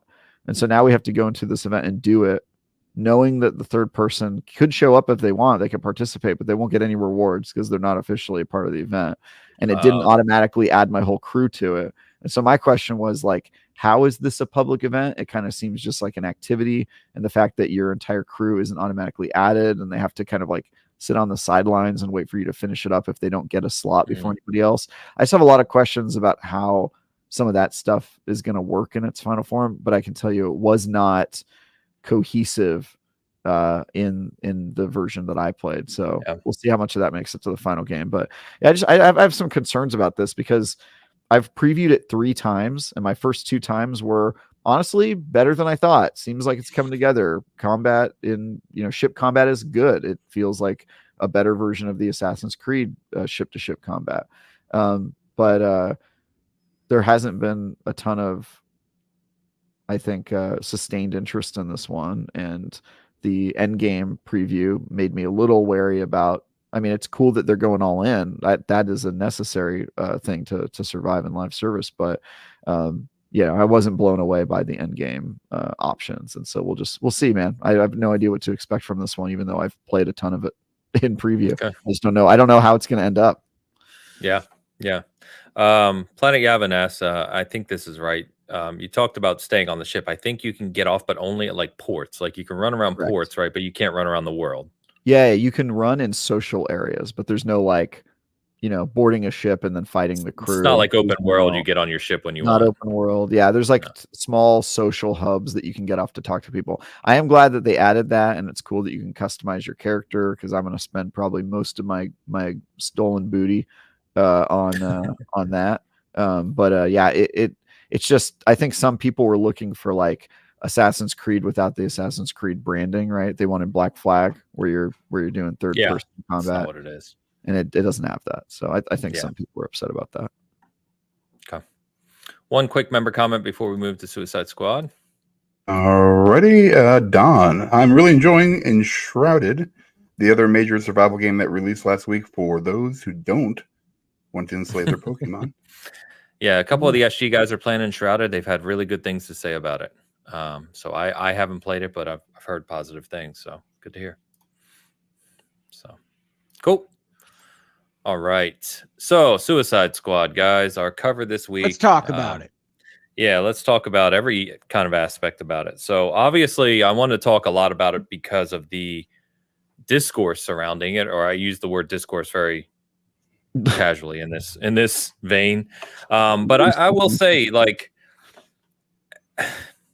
the I don't know where I even want to begin. The conversation around this game is one of the strangest things I have seen in a long time for a big game release. And it almost started when they first showed the game because it just wasn't what some people expected or wanted. And it's just kind of continued through release.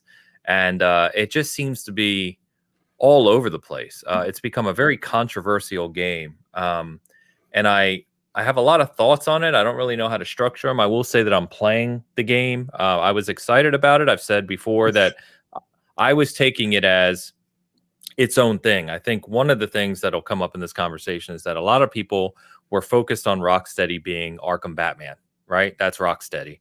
And I was taking this as this is just a new game. You know what I mean? This is just Suicide Squad. It's a 4-player co-op, crazy over-the-top game, action game. And I was taking it solely as that. And in that vein, I've got several hours into it now. I'm not through the game. I haven't finished it. I can't talk about review scores, but I am enjoying it. I feel myself wanting to play it. Like I played it this morning a little bit after I got up, and like I'll probably play it a little later today. I just have fun running around the world, shooting stuff and blowing stuff up. And I think generally speaking, it's quite well produced. I think it's beautiful. It runs super smooth. It's fun to play. The character models and kind of the cinematics and the kind of banter between the characters is really strong. So I'm enjoying it. I have some qualms. I think the mission design, I know Hogue, you and I have talked offline, that mission design is not great. You know what I mean? It's very repetitive. But I think, just as a fun game, that keeps coming up. I'm having a good time with it, and I am a little confused around the seeming need by some subsegment of the community to just be down on this game.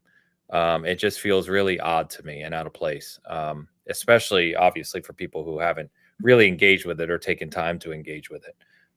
Yeah, and I have some things to offer on that. I think there's effectively a couple of cultural movements that both kind of collapsed on this particular game that we can talk about. But first, I want to say I'm enjoying it. I like Suicide Squad Kill the Justice League. I think there are some missteps and choices that were made that I wouldn't have made that I understand people getting upset about, in terms of like the mission design is very much that kind of what you accused Destiny of back when Destiny 1 came out. Yes. And I use that as the colloquial which is that everything is designed around essentially a multi-player game that whether it's domination or something else. It's defend these spots, go claim these things and get all the enemies out of this box, that kind of thing that the Avengers was accused of. It has a lot in common with Crystal Dynamics, the Avengers, actually. But unlike that Avengers game, I think that this Rocksteady game has a lot better story, has a lot better characterization, has a lot of that built in a way that the Avengers game never really managed to do. It was essentially like 2 separate games between campaign and co-op. But on top of that, there's a couple of things that happen. One, the review copies of this game didn't go out to outlets early, right? So nobody, including IGN, which is what we're going to focus on here, I think, wound up getting a review copy of this game before it was actually released in early access, which we know Travis and IGN on the whole have a problem with as a term, viewing it as a marketing term, which is fair.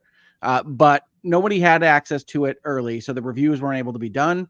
And IGN, certain folks at IGN went out on social media and suggested that this was being done in a retaliation for the negative preview they gave the game.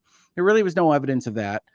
But this led into some folks that are already predisposed to thinking about big outlets this way, saying that, oh, well, IGN's going to be biased when they come out with a review of this game.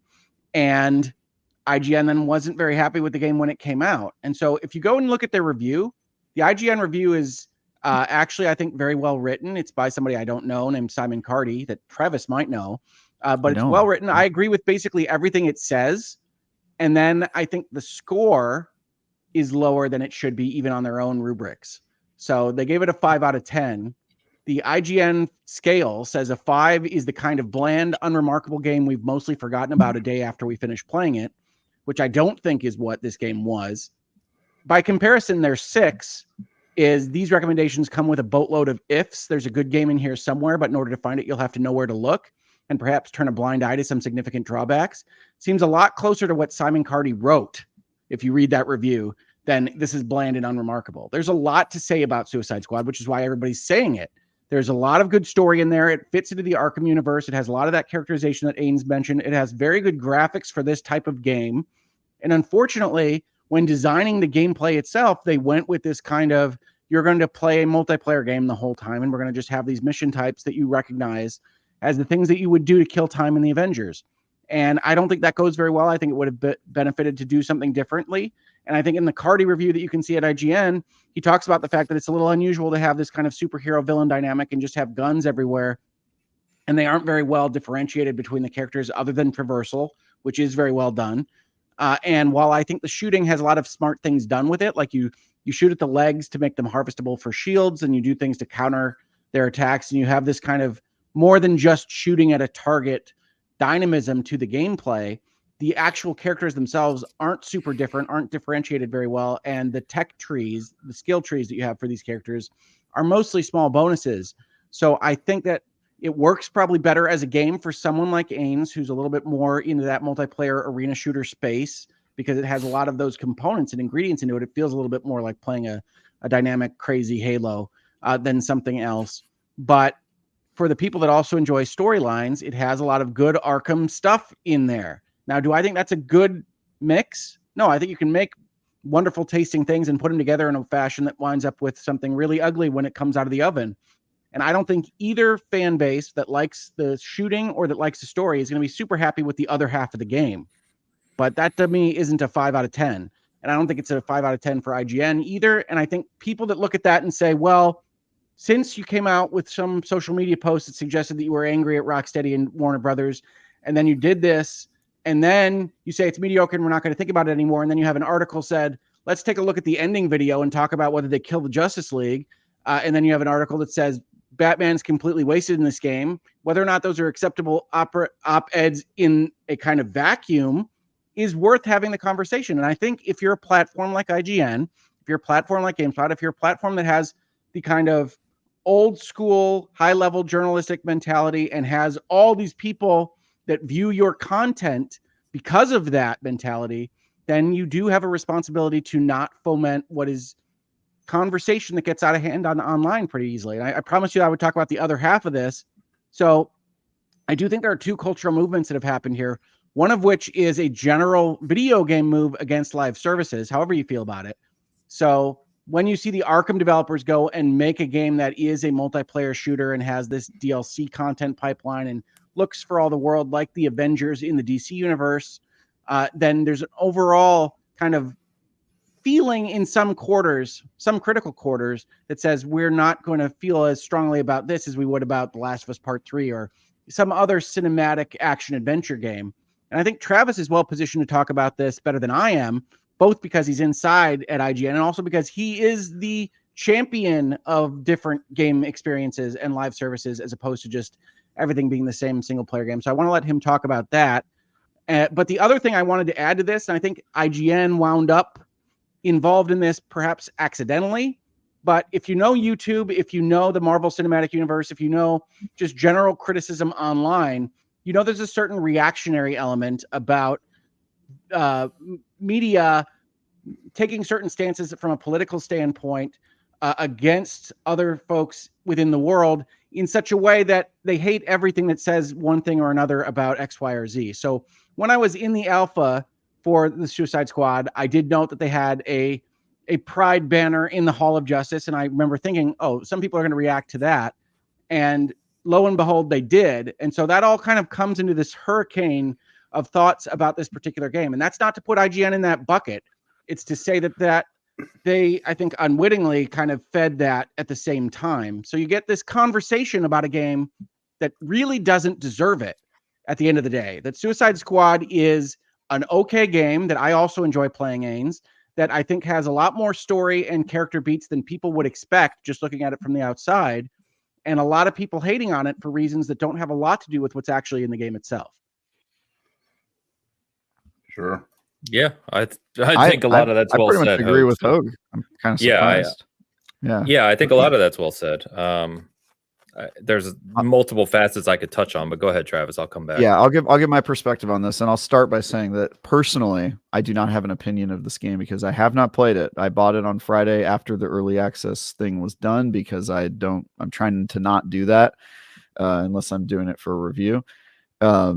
And what I played in the alpha or the beta or whatever, the closed beta that we could then talk about retroactively, I liked it more than the previewers liked it. And I seem to have liked that, at least that part of it, more than IGN's final review score. So maybe my review would have been different. Talking about the review, or let's just talk about the drama around it first, because it's a tough position when you're a large outlet and people have certain perceptions about you and the way you operate that are not based in fact, they're just based on like hunches or whatever, to cover a game like this one, right?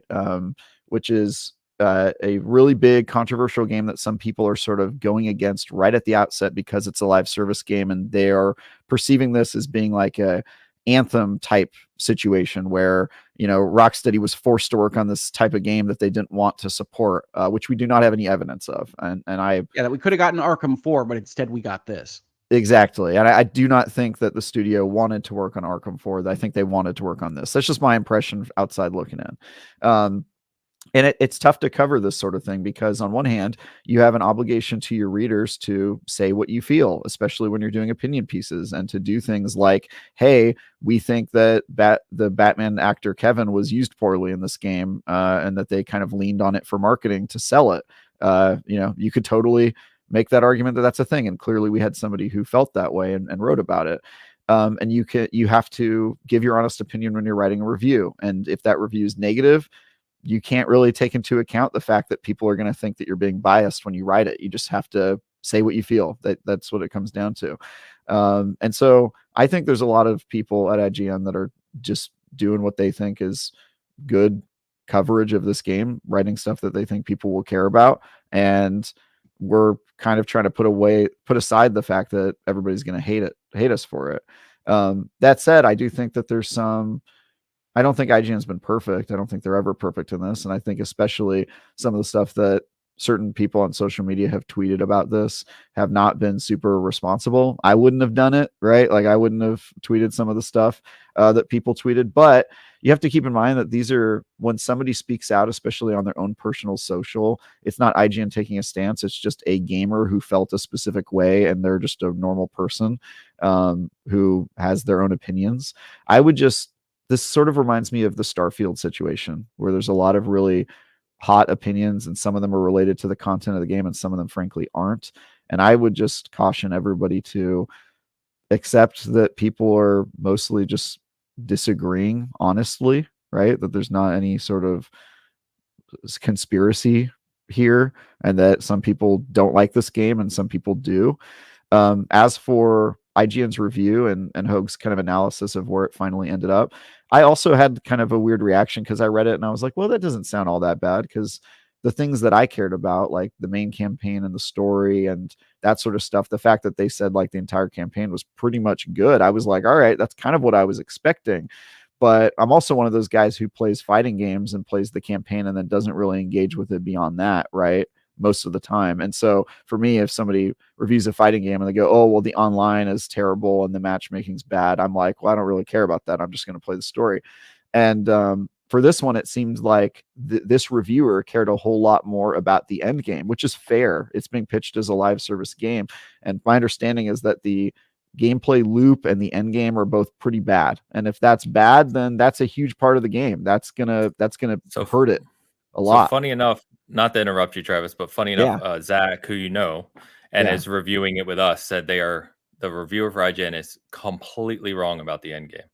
Okay. Yeah. So that's an opinion. It's an opinion. Absolutely. Yeah. So I haven't gotten there. I can't speak to it, but I've heard the end game on this is much more substantial than Avengers had. Yeah. And I think obviously it's not hard. I mean, well, I think, but the reviewer said fair. Like Avengers had a better end game, and people are like, "What are you talking about? Like it's not even close." Yeah. So these are all opinions, right? I just would say let's try to tone it down a little bit, because I've not really engaged with the discourse, quote unquote, to use Hogue tactic. I've not engaged with the discourse much on this, but my thinking is that people are just getting a little emotional and a little up in arms over people just having different opinions about this game. If you like it, good for you. If you don't like it, that's totally fine. And I just want people to cool off a little bit from somebody who's not playing this game yet. I'm just sort of like, let's chill, guys. People are allowed to disagree. And disagree strongly. But I would offer that IGN fed into that emotionality, right? I would offer that the optics of this were a self-perpetuated problem, right? So I'm with you, Travis. People should calm down. I do not think that IGN is a conspiracy operation designed to take down Rocksteady or Xbox or whatever else they're being accused of on any given day. But I do think that they could operate as a more professional organization sometimes, and I think this is one of those times. Yeah, I don't have a problem with that opinion, right? Like you can say that IGN maybe didn't act cautiously, given the fact that we knew how people were going to perceive stuff like our review and stuff like the articles. And I can tell you that just from the people I know at the company, there has been some discourse internally on like how to cover this game, because we know what people's perceptions are. And I think the conclusion that we came to based on the content that we've put out is, hey, we're just going to say what we feel. And if we feel strongly that the game wasn't good and did a bunch of bad things, then we're just going to say that. And people can twist that into we're biased or we have a grudge, axe to grind or whatever. I will say, I think the Destin, you guys know he's my friend. I was on a show with him for many years. He's going to be at my wedding in August with his wife. He's a good guy. I like him. But I think some of the stuff that he said was just him talking. He has a YouTube channel, and I think part of his personality on that YouTube channel is that he, is a little bit boisterous in his blustery opinions. Yes. Yeah, a little blustery. And I think he did that, and I think it didn't hurt. I think it didn't help the perception that people feel about IGN and how we have it out for this game. I can tell you that everything Destin did is a genuinely felt opinion. I just think maybe he didn't do, like I said, he did things online that I wouldn't have done, that I think probably hurt the discourse more than it should have. But frankly, I don't have a problem with anything that anybody is saying online in terms of their opinions. I just don't like the taking it personally and developers tweeting at people and saying that, they're bad people, or it's just a lot of like, it's just a lot of really, like I said, the whole thing around this game is just odd and not great. It's odd. Right? Yeah. It is odd. I mean, I think it's where we're going, right? This is. So here's the thing: you have people that when a game comes out, that they are so hyped up about it that it is impossible for it to fail. It won't, regardless of how bad it is when it releases. In their opinion, you mean? In right? their opinion, yes. In their opinion, there is no way the game could be unplayable, and they will make excuses up. On the other side of that coin, you have people who think that the game, there is no way it can succeed. It's a piece of garbage that will never change, right? The problem is, anytime you have these, larger outlets And I have no problem with IGN. I never did. I don't care about any of them. But the thing is, you people watching and reading, right? You engage with this stuff. You're stupid. This is how they win, right? So stop reading it. Stop replying to it. Why are we talking about it? Because I feel like this takes us down a notch a little bit, because we shouldn't have to be talking about it. We should be talking about games, and that's it. Not because it has some kind of stupid discourse on Twitter and online. It's dumb, right? And all we're doing is farming more engagement. I hate that. I hate that garbage. I understand this is like people's livelihoods. Good. You guys, if you want to do it, fine. I don't like it here. I don't like it out there. I don't like it anywhere. I think it's. I'm legitimately interested in this, Dan. I'm not farming engagement. I promise. Stand it. I can't stand no, it. he means the people who purposely do this stuff. Yes.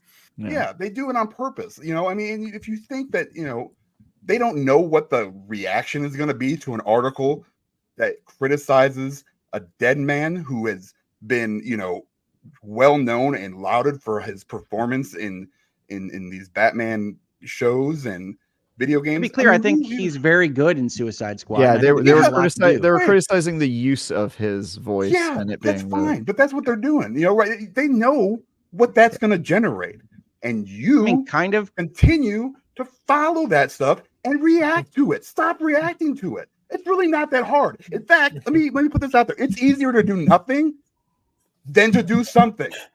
Period. Because watch this. There's me doing nothing. Nope. Now I got to work and do something. All right. It's literally easier just to not say anything. But you can we get a clip of Dan just saying, "Here's me doing nothing"? You love the negativity. You love the engagement. You love having people hear your opinions like it matters to somebody other than yourself. It doesn't. Right? It never has. It never will. Nobody cares. Except for some reason, you can't. People do care. Yeah. You can't control yourselves. Control yourselves. Don't give IGN, Kotaku, GameStop, whatever it is, GameSpot. Don't give them it.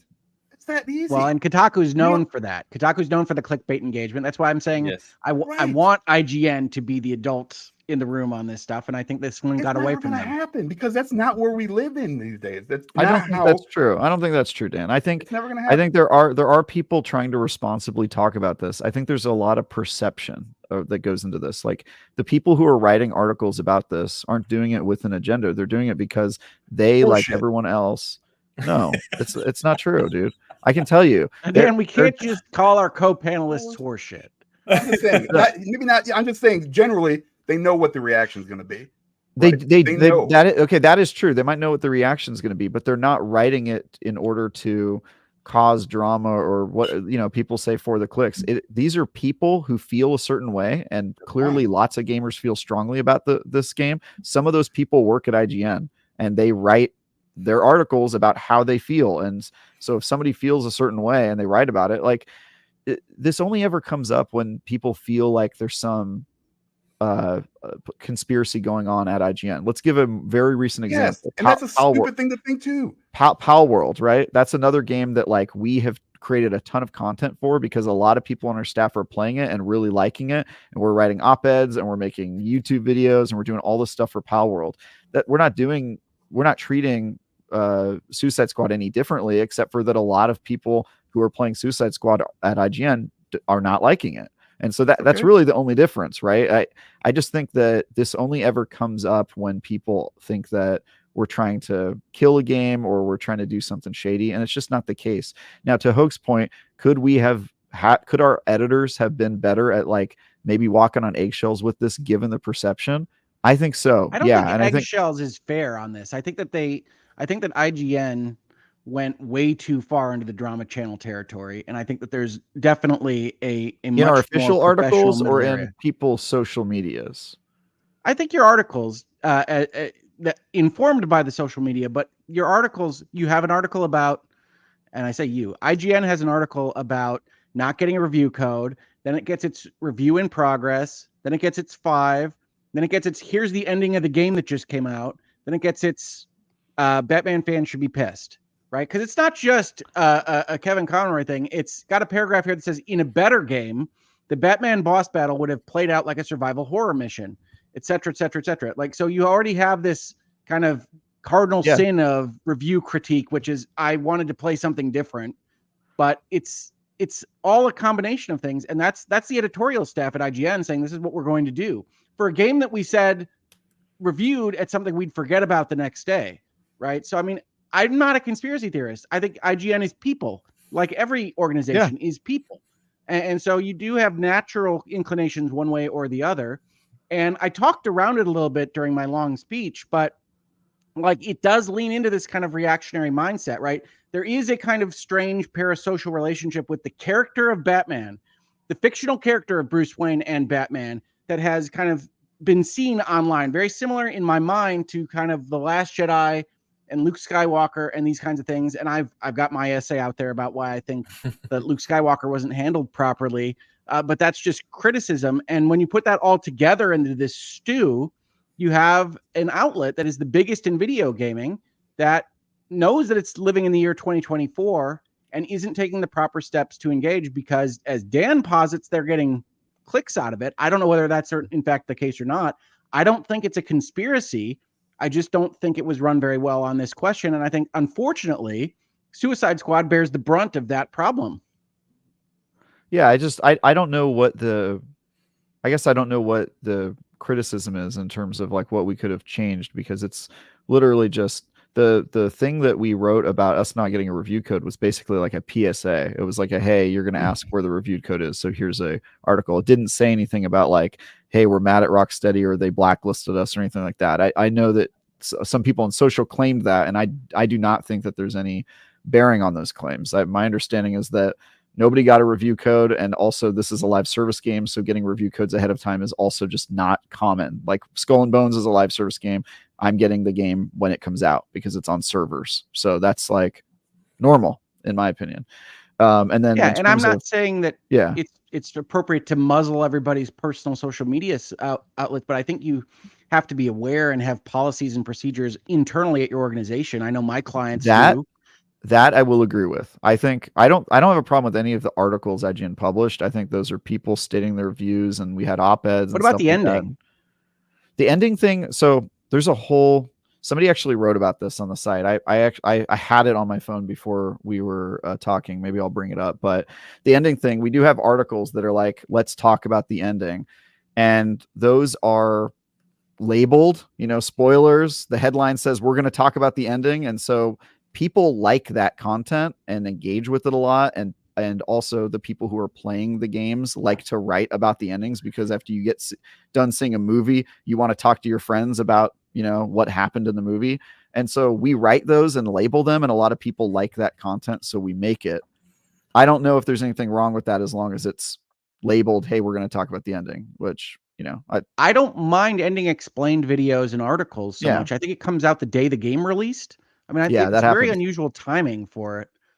Yeah, that comes out. That we do that with all of them. I wrote an article about the ending of Liza P the day it came out because the ending was notably newsworthy.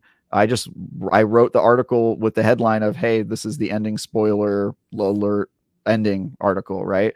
And I because I wanted to talk about the ending of Liza P after I played it. And if you beat Liza P, you know why. Like, I wanted to talk about it, and people wanted to hear about it. So I don't really know why that happens, but I can tell you that like it's a thing that we do, and I don't know if that's wrong as long as you label it, because if you're clicking on it, you know what you're getting into. But that said, I will agree with the social media thing. I think we should muzzle people on social media personally. 100%. I think the social media thing is crazy. I mean, I'm lucky in that I don't work internally there, so I sort of get to manage my socials the way I do, and I think I'm pretty responsible about it because my policy is like, don't tweet unless it's me promoting my review or a preview that came out that I'm allowed to talk about, and I kind of just keep my other thoughts to myself. But some people we live in an age, and a lot of people disagree with that policy. They want to share everything and aren't afraid. And I don't think that they should be ashamed of their opinions. Like, if you're Destin and you had a really bad time, at a preview event, and you want to talk about how you think this game is bad, fine. I just think that it feeds into, like you guys are talking about, it feeds into this perception that we have an axe to grind, and I don't think it's helpful, and I don't think it's worth tweeting about it. I don't know what you get from tweeting about it and getting people well, to. yeah, and we can talk about individuals, but I mean, IGN social is also on the clickbait prowl, right? I mean, we talk about this offline a little bit, but the language used in even advertising their op-ed about the use of Batman was a ton of people are upset, and rightly so. And it's like, okay, all right, IGN social. So I mean, like, it's optics. It's big organizations have to worry about how they project into the world. And I don't think IGN is doing very well at it right now. And I think that is unfortunately contributing to the discourse that makes Dan upset. Sure. Make money though. Yeah, I mean, I'll take issue with the clickbait thing because I think I just fundamentally disagree with you guys on what your definition of clickbait is, which is like, intentionally misleading. And I don't think we do that. I think we just write headlines that are provocative but true, and that's what you're supposed to do. That's what they teach you to do in journalism school. So I take issue with that, but I don't take issue with most of what you said. I don't think we've been great at handling this issue. I certainly don't think individuals of the company have been great on social. I don't have a problem with anybody having opinions. I would just like everyone to take a chill pill. That's really it. Well, and so yeah, I disagree with you because we've debated this a lot behind the scenes on the way the tweets are worded, and I do define that as looking for engagement purposely. Like like I said yesterday, when you say a lot of fans, there's nothing wrong with looking for engagement personally. No. But when you phrase something like a lot of fans are upset, you're creating imaginary people. There's no foundation to what you're saying. I mean, that's a very easy claim to prove, though. There are a lot of people upset about this game. You can see that in social. But is that how we're going to measure everything now? As data? Is some people on social are saying this, so a lot of fans are pissed? It's an op-ed, so you're allowed to make claims and then try to prove your hypothesis in it, which is what we posted. Yeah, I mean, that's what a subjective op-ed is. You're stating your point of view, and then you're trying to prove your hypothesis. You obviously will not prove it because it's an opinion. But I think you're allowed to publish content like that. And I think some people, they see those they assume the headline is like a hard news. What do you mean by allowed? But this is where we said yesterday, like, of course they can post their opinion, right? You can write an article that says, I didn't enjoy Kevin Conroy's performance in Suicide Squad, and I feel it was wasted as one of his last performances. You can write that all day. But when you tweet about it and say a lot of fans are mad, and rightly so, as a way to advertise that op-ed, you're taking a leap. That's just not. You're trying to make your personal opinion carry more weight than it actually does by saying there's a whole bunch of people over here behind the curtain you can't see who agree with me. When that's clear, the op-ed doesn't say that, right? The op-ed doesn't say I got an army of people behind me. I'm looking at it right now. It just talks about this author's opinion, and then social media goes out there and says, we're going to foment the chaos. We know you're all upset about this. Look at what we just that's wrote, what I took issue with, not the article. I mean, anyone's entitled to their opinion. You can think this game's a 1. I don't care, right? Whatever you want about it. But I don't like when people try to take their opinion. And this is where I struggle with some of the people who kept posting about it, about not liking the game, It's like, that's fine, but you're trying to prove an opinion. And anytime you go down this rabbit hole of proving an opinion by creating kind of these things like lots of people agree with me, like I joked yesterday, it's just a silly argument. I think when you make an opinion and you're trying to persuade others, that's you trying to prove it. And I don't think it's something that can ever be proved, but you can be persuasive, right?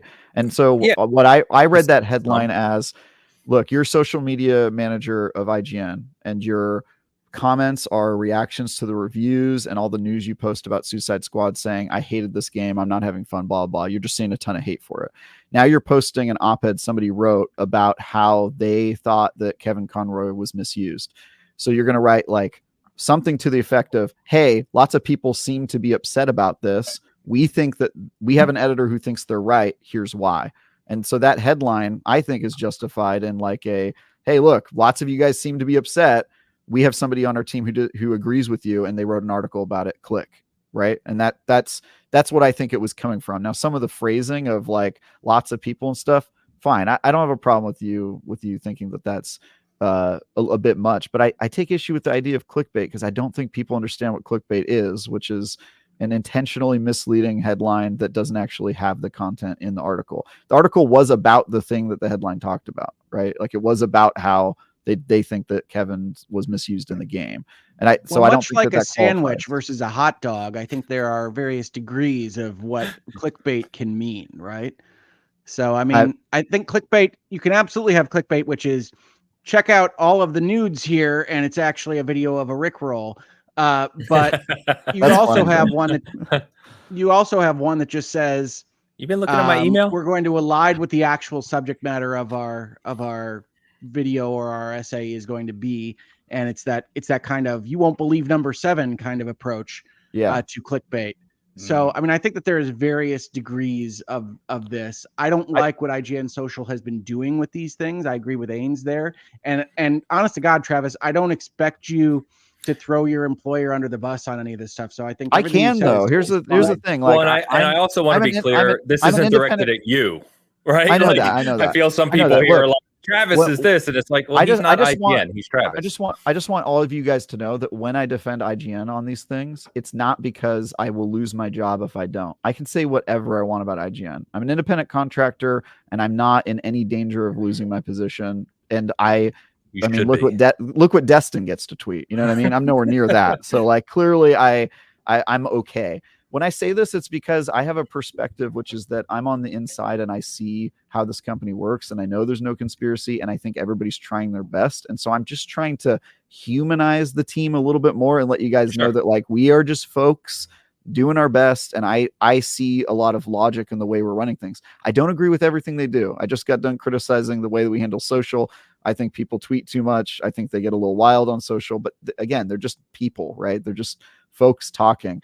And in general, I am an advocate of IGN being the adult in the room. I think we are the closest major outlet to being that role. And I think when we step away from it, I become disappointed in the company. But again, I don't run the company. I'm an independent contractor. I'm going to be fine. If IGN fired me tomorrow, I would find other people to write for the next day. I'm not in any danger. And I can say what I want. So I say all of that to let you know that when I defend them, it's because I agree with them. And if you disagree with me, tell me why, and I'll engage with you. But my problem with the clickbait argument, Hogue, is I think there's a little bit of definitional slide happening where now anything that you don't agree with is clickbait. And I think that started, I think clickbait's original definition and what people call clickbait now, or rage bait, or whatever you want it. My problem with it is it implies an agenda that you have no insight into. Rage bait means that they're trying to stoke rage and they don't actually believe in the things that they say. I would say that that is demonstrably false. The people who write these things believe these things. Now, whether we should have posted it at that time or written that op-ed, you can criticize, and I might be on your side. I don't know if we should have posted that article that week. There's a responsibility there, right? Yeah, sure. And I do think we can have this conversation like we would have had the conversation about The Last Jedi, or even The Last of Us Part 2, right, Travis? Which is to say, I think there is an issue that people are a little bit too tied to the Batman character or the Bruce Wayne character. And when you're writing a quote unquote good story about the Suicide Squad killing the Justice League, spoiler alert, it's in the title, folks, that it should look a little bit like it winds up looking in this game.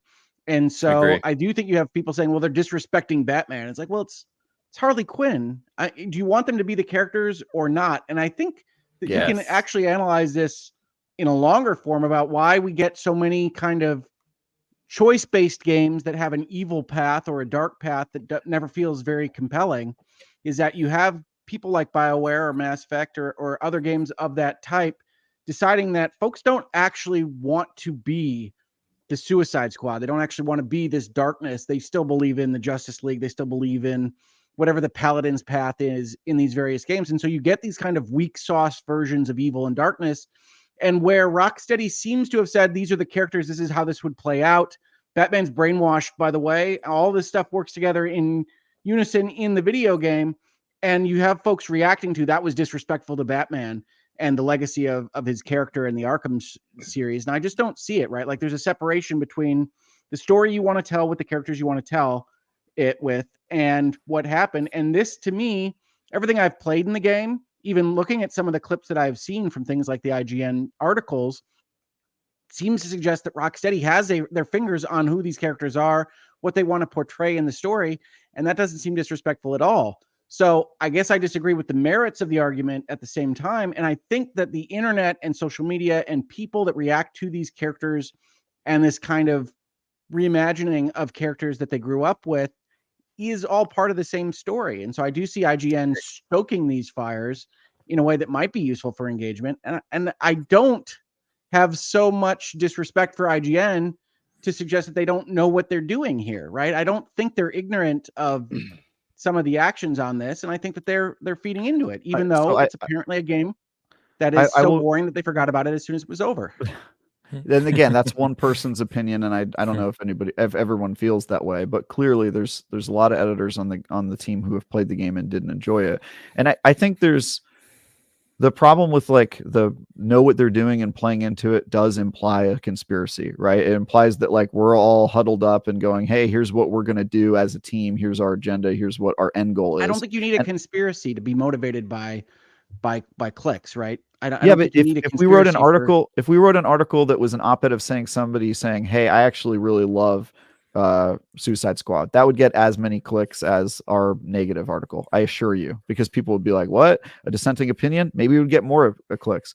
It literally, what's happening is there's a bunch of different people on the team, they're all writing their own stuff, and when people look at it in aggregate, they think, oh, well, this team's just out to get it. And I honestly just think what you have here is you just have normal people playing the game and not really liking it and writing about it. And I get where that goes. Like I said, I don't disagree with you on like some of the phraseology or how we weren't super sensitive to it. Maybe it wasn't right for us to publish an article on that day at that time, given the fact that everybody has a certain perception of us. But I think that there is a certain level of virtue in saying, look, I know how people are going to take this, but at the end of the day, it's our responsibility to say how we feel about this game, and we're going to do that regardless of how much people think that we're shills or it hurts our image or whatever, because our allegiance will always be with players, with gamers, average people like us, and that's it. I think we owe it to them to say how we feel regardless of what the consequences might be. I think we could have stated those opinions with more delicacy, but I don't think there's anything wrong. Like I said, I like the written review of the game. I agree with the criticisms of what's in the IGN review. I just don't think it's a 5. Yeah, so you can disagree with the score, and again, the score is a subjective thing. I will say sometimes when people write a review and then give it a score, a common piece of feedback from the editor is this reads like a blank. Right. And so maybe that was an opportunity for somebody to say, hey, this actually reads more positive than your score. Maybe add more justification if you actually think it's that bad, or if maybe reconsider whether you really do think it's that bad. We don't always get it perfect. I certainly have given review scores that I've regretted later. So as have I. Yeah. I mean, we all do. That's part of reviewing a game. Yeah. Yeah. I want to touch on real quick, just to kind of close the loop here, so we can move on. But I want to just touch on one thing Hogue said, which I think is pertinent here, is around the expectations of the game itself and the characters. And I know we started with this, but is around, this is not a Batman Arkham game. And I think that there is some kind of allegiance from certain fans, not only to Rocksteady and those games, but to the characters, as Hogue said. And I was playing with Zach the other night, who's reviewing it for us. He's kind of finishing that up now. He wanted to play some of the end game and stuff. And he's a big comic guy. We talked through the beginning, so I don't want to, it's not really spoilers, but they kind of give you this cool overview of everything that's happened in Arkham at the beginning of the game. It's really well done.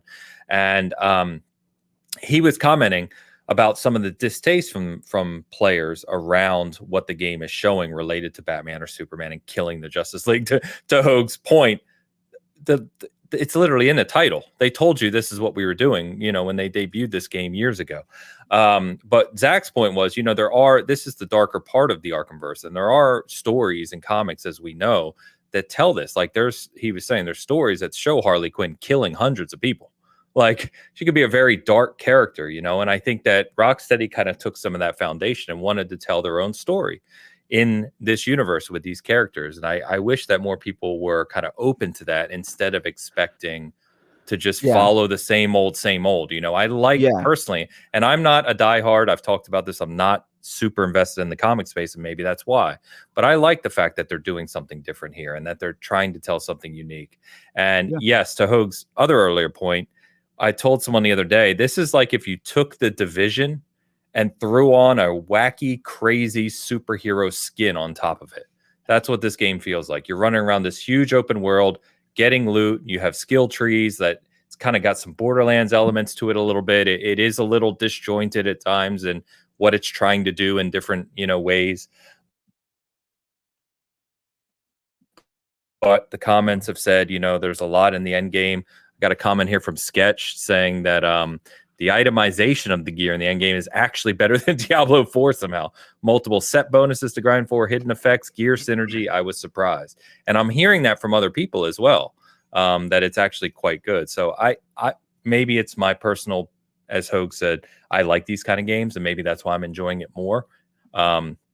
But yeah, I don't know, man. It's been a weird time for this game. And as always, you see, you kind of feel for the developers in a way, in the sense of, there's people that put a lot of work and effort and years of their life into this game for it to just be kind of crapped on in some ways. And that's I will agree with you on one of the points, which is that I do see a lot of people maybe not liking this game more than they would have if they weren't constantly thinking of the Arkham series while playing it, right? Because I think there are some people who are maybe enjoying it less because it isn't what they wanted it to be. It isn't a multiplayer, or it isn't a single player game. They went this totally opposite multiplayer direction.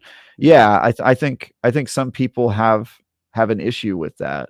That said, you can accept that somebody has made a premise for a game and still not like that premise, right? You can accept that, oh yeah, they wanted to make this dark game, but if your premise for a game is that I get to play as a soldier in the Nazi regime, I don't have to go, okay, well, once you look past that, is it a good game? I can say, well, that sucks as a premise. I think there's some people who just we're never going to click with this game as a premise. I don't know if that was the case of our reviewer, and I don't know enough about that person's personal preferences, but I do think that is a fair critique of some of the criticism of this game, which is like, how much were you already hating this game because it wasn't a single player Arkham sequel already? Yeah, that's why I'm not getting it. Yeah, there you go. I'm not a big fan of the Suicide Squad. I'm not a big fan of these characters in general. And I was actually pleasantly surprised by how much I enjoyed this more than both of the Suicide Squad movies. And honestly, if I were to characterize this storyline and what I've played so far in this game, I'm about halfway through, I would guess.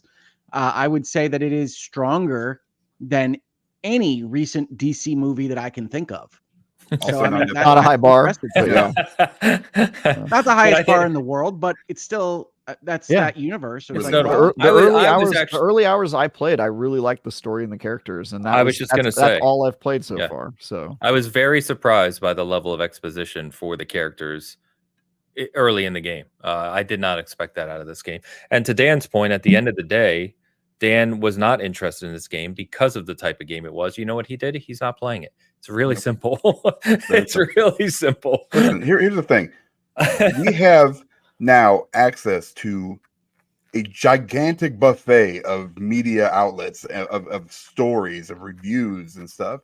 When you choose to go for the steaming hot pile of poo every single time and then get upset because it's a steaming pile of poo, then that's your fault.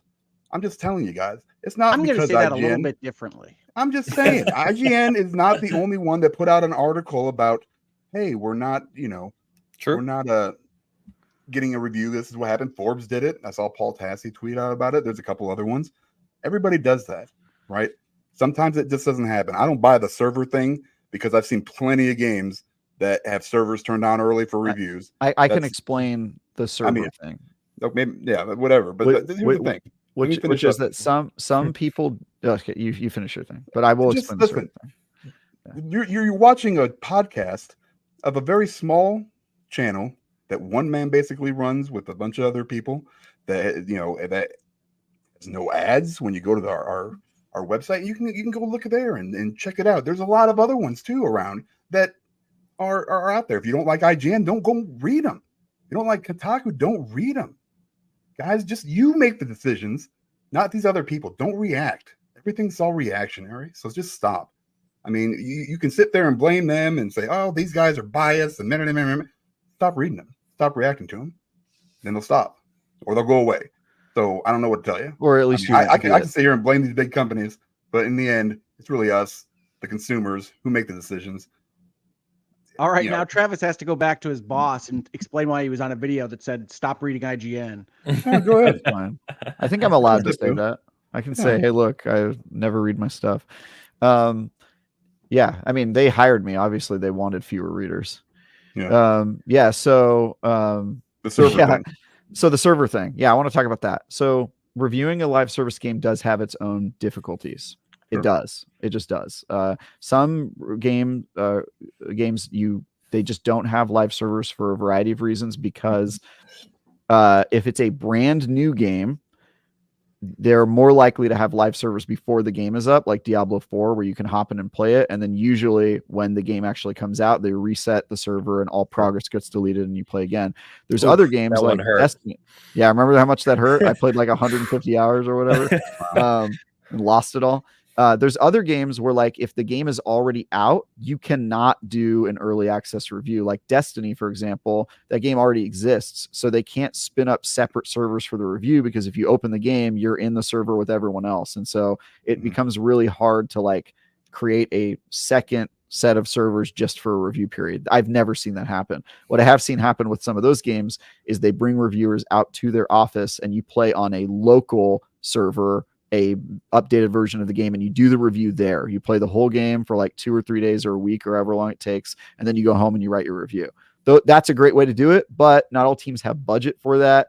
And in the case of WB, they just got done having a disastrous preview event, which, by the way, universally lauded. Like, people did, or sorry, not lauded, universally criticized. The previews were not positive. And my understanding about that event is that it was a very poorly run event with lots of technical difficulties and stuff like that. And so it's possible that they just didn't want to go through that whole thing, right?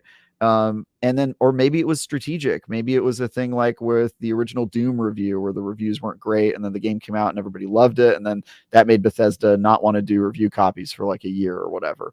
I will say that it's very uncommon for people to not have any answer for reviews. It's less common in the live service space because there are technical issues there. I have no doubt that it was part technical difficulty and part maybe they made the decision to not. I'm going to lean on the second part of that, because I think it might have been a decision. And frankly, I don't have a problem with developers making that decision if they want. I do think they're shooting themselves in the foot, because I think, despite what you might read in comments and people saying nobody cares about IGN reviews or whatever, I do think there are vast swaths of people who come to reviews to know if they should spend their money on the game the day it comes out. And I think those people find it extremely helpful to have a review a day or two before the game comes out. And so I think you're kind of shooting yourself in the foot if you don't let people play your game early. But it's up to everyone, and I disagree with Destin's claims of what their motives might have been behind denying a review or a review code to IGN or anything like that. I honestly just think WB might have seen the backlash from their first PR attempt and said, maybe we'll just play it cool and let the fans decide what they want. And that's certainly a strategy you can go. I mean, I think I disagree with it on a strategic level, but you do you. And what I thought Dan was saying earlier, which I was going to add to, but he wasn't saying this at all, was that right now in early 2024, with Infinite Wealth out there, with Prince of Persia: The Lost Crown out there, with everything that came out in 2023 out there, it's difficult for me to self-select to go play Suicide Squad, even if I personally think it's like a 6 out of 10 or a 7 out of 10. I don't have it at the top of my list. So it's that period of time in video gaming. We are lousy with riches as it stands right this second. So if you don't love something, it's harder to get it on your box and playing it on your TV. I think I mentioned a couple of months ago, I started playing Forspoken again, and I didn't hate it. It's like a pure 7, but against everything else that I could be playing, it felt like a waste of time every time I turned it on. Exactly. And I'm not sure I'm going to proceed with Suicide Squad all the way to the end, because it's not that compelling to actually play. For me, I really like the story, but I'm a single player narrative world guy, and this is not the kind of game I would have made for myself just to experience this story. So it's a really weird product. I understand why it's a little bit controversial. I'm glad it has the story it has in it, but I don't enjoy playing it as much as someone like Ains does. Fair, all fair. I'll wait for your video saying about how Rocksteady is dead and they've ruined your dreams. So look for that this week on Hope. For sure. Hey, that is an opinion. You can publish it. I mean, I don't know how people would react, but you're totally allowed to do it. I just want to say I am very proud of how this panel has handled this. I think this is how it should be. Were you worried about us? I mean, you don't know. You don't know. Sometimes Dan can go off the rails and say crazy stuff, but I think this is. I'm comfortable with the way that we talked about it. Yeah, me too. That's why I like to have these conversations. Dan, I fully get your point of us talking about it only further compounds the issue of other people talking about it. I do get that. But to Travis's point, I think that we have a good way here, and why I love you guys so much is I think we talk about these things in a way that a lot of other channels don't or can't. So reasonable minds can differ. Exactly. Right. So, all right, let's get caught up on some of these super chats because there's all kinds of thoughts on here. So let's go. All right, Gio Rio, €22 super chat. Thank you, Gio. I feel the negativity got people talking, and that became the hype for YouTube and socials. As an Arkham follow-up, the game takes the same high standards for dialogue and story and cutscenes. Looking forward for the DLCs. Fun.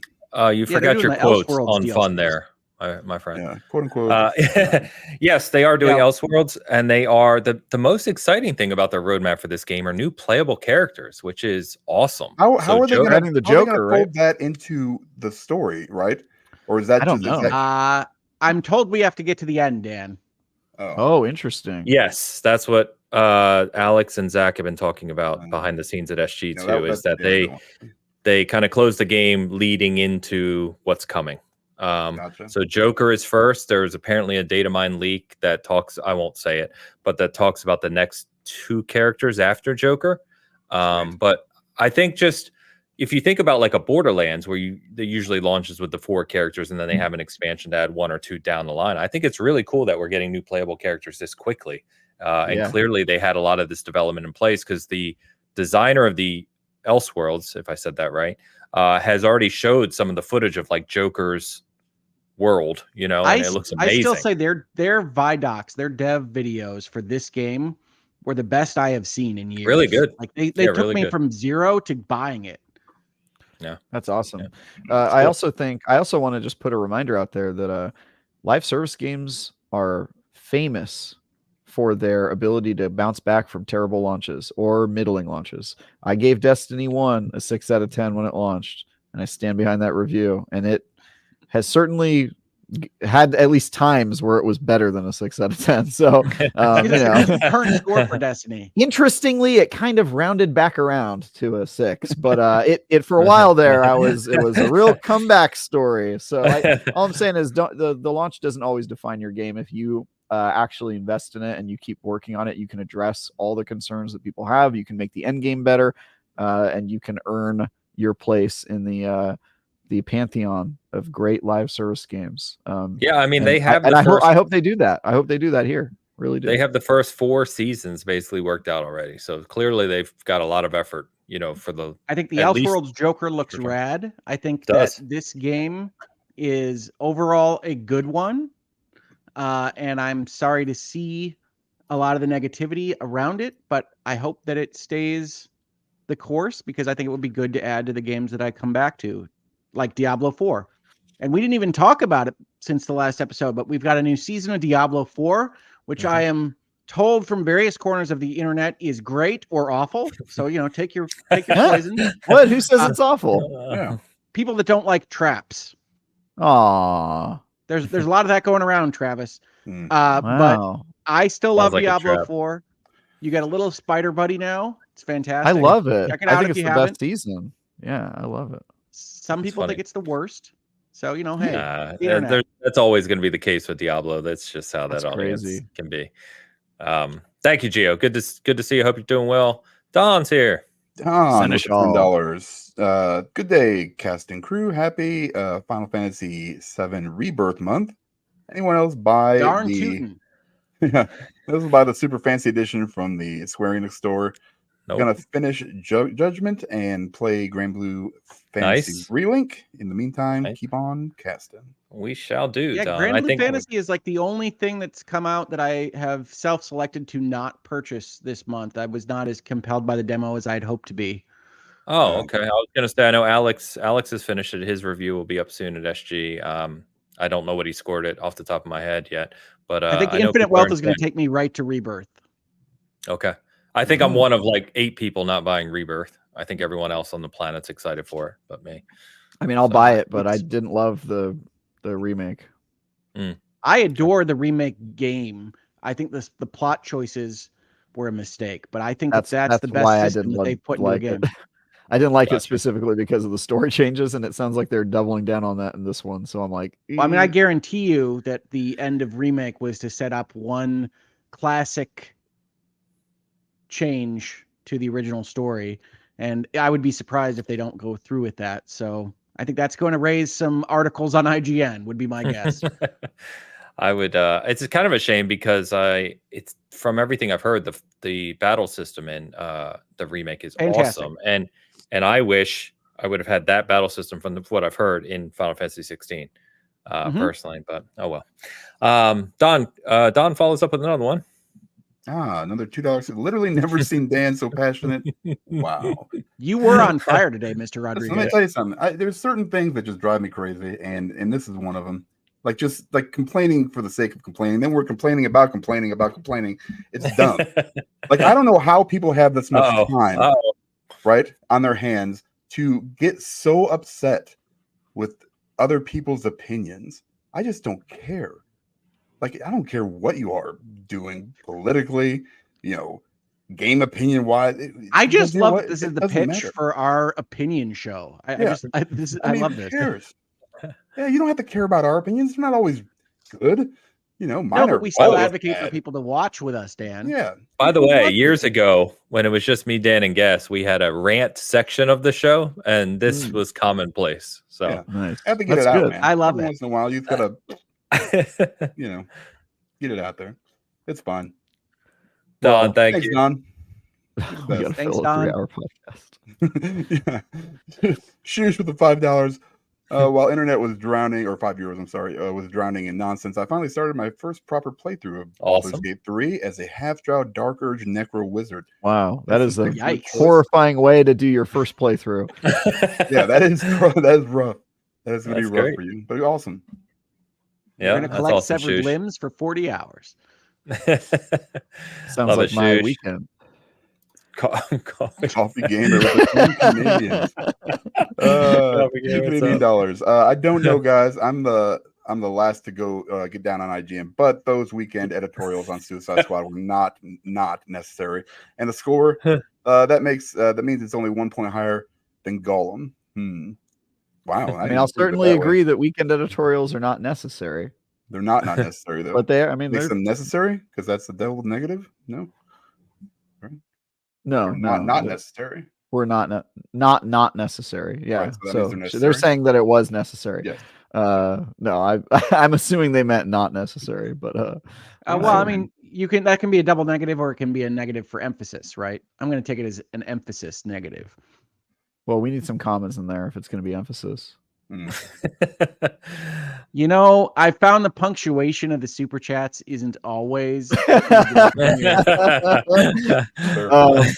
no, I totally get the criticisms of whether it was tactful to post it, and I think that there were some people on the team who thought, guys, let's just chill because people are losing their crap over this and it looks bad, and I think there were other people on the team who were like, who cares if it looks bad? This is what we believe, and we're gonna do our job.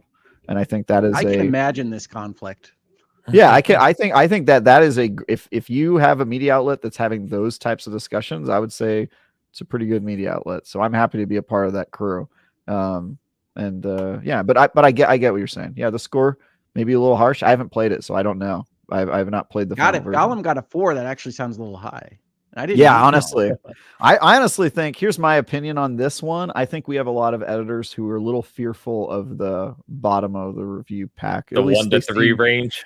they seem a little more fearful than me, because I think based on what I've played of Gollum, it should have maybe been a little lower, and maybe that's a problem. But I'll tell you, read my reviews. Last year I had every score except for a 1. Like it blows my mind that like how many people that don't understand still to this day that IGN has more than one reviewer. So just I don't think Travis functionally can give a 1. It's labeled unbearable and talks about not being able to stand the game. I don't think that's within Travis's genome. I'm really trying to find one, Hogue, and I think if I had gotten to review what was the game last year that imploded, Days Gone? No. Oh no, Day Before. Day Before, I think I would. That got a 1 from us, and I think I would have given that game a 1. But we have that last one, the Day Before, was our first one, and I think over a decade. So I kind of missed my chance. Yeah, I kind of missed my chance to ever give a 1. I'm gonna have to wait a long time unless somebody cooks up a hot turd. Because the problem with finding 1s is they both have to be really bad, and people have to care enough about it to justify a review, and that is a really tough combo to come by. And the Day Before just happened to be that perfect golden section of really bad game with a lot of interest around it. For those that are interested, 2 is already painful, and it seems to be the baseline for like as low as Travis would get. I just can't imagine him not being able to bear something. Yeah, that's pretty true. I have a pretty high tolerance for this stuff, so. I sent over Skibbity Escape from Toilets to you, to try and review the other day. But apparently the Steam reviews are very positive. So what do I know? There you go. Yeah, no, it's the game's isn't it already out in some form or whatever? I think it's early access. I think. Hogue, if it makes you feel any better, I also thought I would never give a 10 because my standards are so high for a 10, and that ended up happening. So who knows? Maybe a 1's around the corner. You never know. By the way, shout out to Mark Zuckerberg referring to your review. My review. Yeah, that was weird. Crazy. I got a bunch of text messages that day. They were like, dude, Mark Zuckerberg's invoking your name. What's up? Dude, I was like, what? That was crazy. That's crazy. Coffee Giver, thank you. Always appreciate the support. Go play Asgard's Wrath 2, everyone. Please. Yes. I have played it. It's a lot for me. Hope's like, it's no Suicide Squad, but it's clearly better than Suicide Squad. Hey, okay, it's a great but game, it is. Dude. I love that. It's hard to play for long periods of time. I really don't know how Travis did it. I'm a psychopath. Yeah, that's true. Gio Rio with the member comment: the end game is much deeper than seen in the first few rounds of the end game. I think it's a sin to post the end scene. Sorry, my opinion. Enjoy. Never have to be sorry about your opinion. You're good, Gio. Yeah, I'm excited to get to the end game. I'm very excited to kind of get to that loot, me with loot games. So to get to that loot grind. Yeah. It's definitely got a lot of design elements. I think the one concern I have with Suicide Squad is it might be like overly designed. The systems are interlocking in a way that I don't love, and it creates a kind of vanilla flavor that I don't enjoy as much as there is an awful lot going on. Yeah, it could have been refined is probably a good word to some degree, I think. Refined. Yeah. All right. Magnus Prime. This is funny, the 49 super chat, because Travis literally just sent. We were just talking about this. On the positive side, the Apollo Justice Collection that came out is a great user experience. Easy recommendation for Ace Attorney fans. After Yakuza, I have decided to try out something. I just need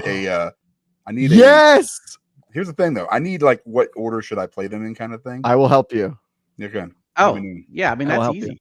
All right. I don't know. Well, I have an odd opinion one time. So you're gonna throw Apollo Justice in between the original trilogy? Is that what you're gonna do? No, I have. Yeah, you're gonna do release order for some reason. I think Dual Destinies is kind of the best one to start at. To be honest. Which I know is an unhinged take, but I'll explain my. That is no.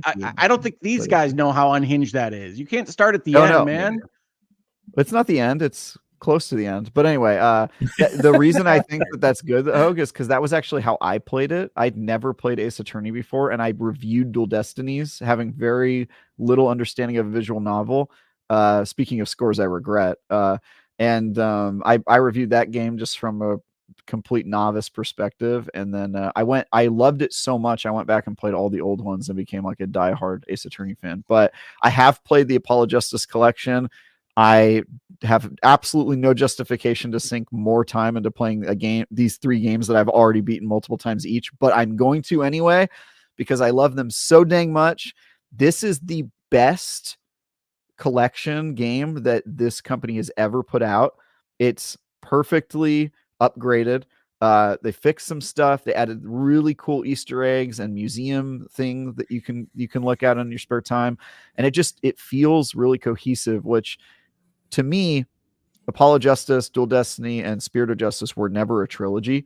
I always viewed Apollo Justice as like an in-between game, in between kind of the two, what I thought was going to be a trilogy, and now they're kind of repurposing them as 2 trilogies. But it actually does make sense the way that they put them together. I don't know. I love these games so much, and I sent Dan a chart that draws parallels between how Ace Attorney has told its story and how the Yakuza series has told its story.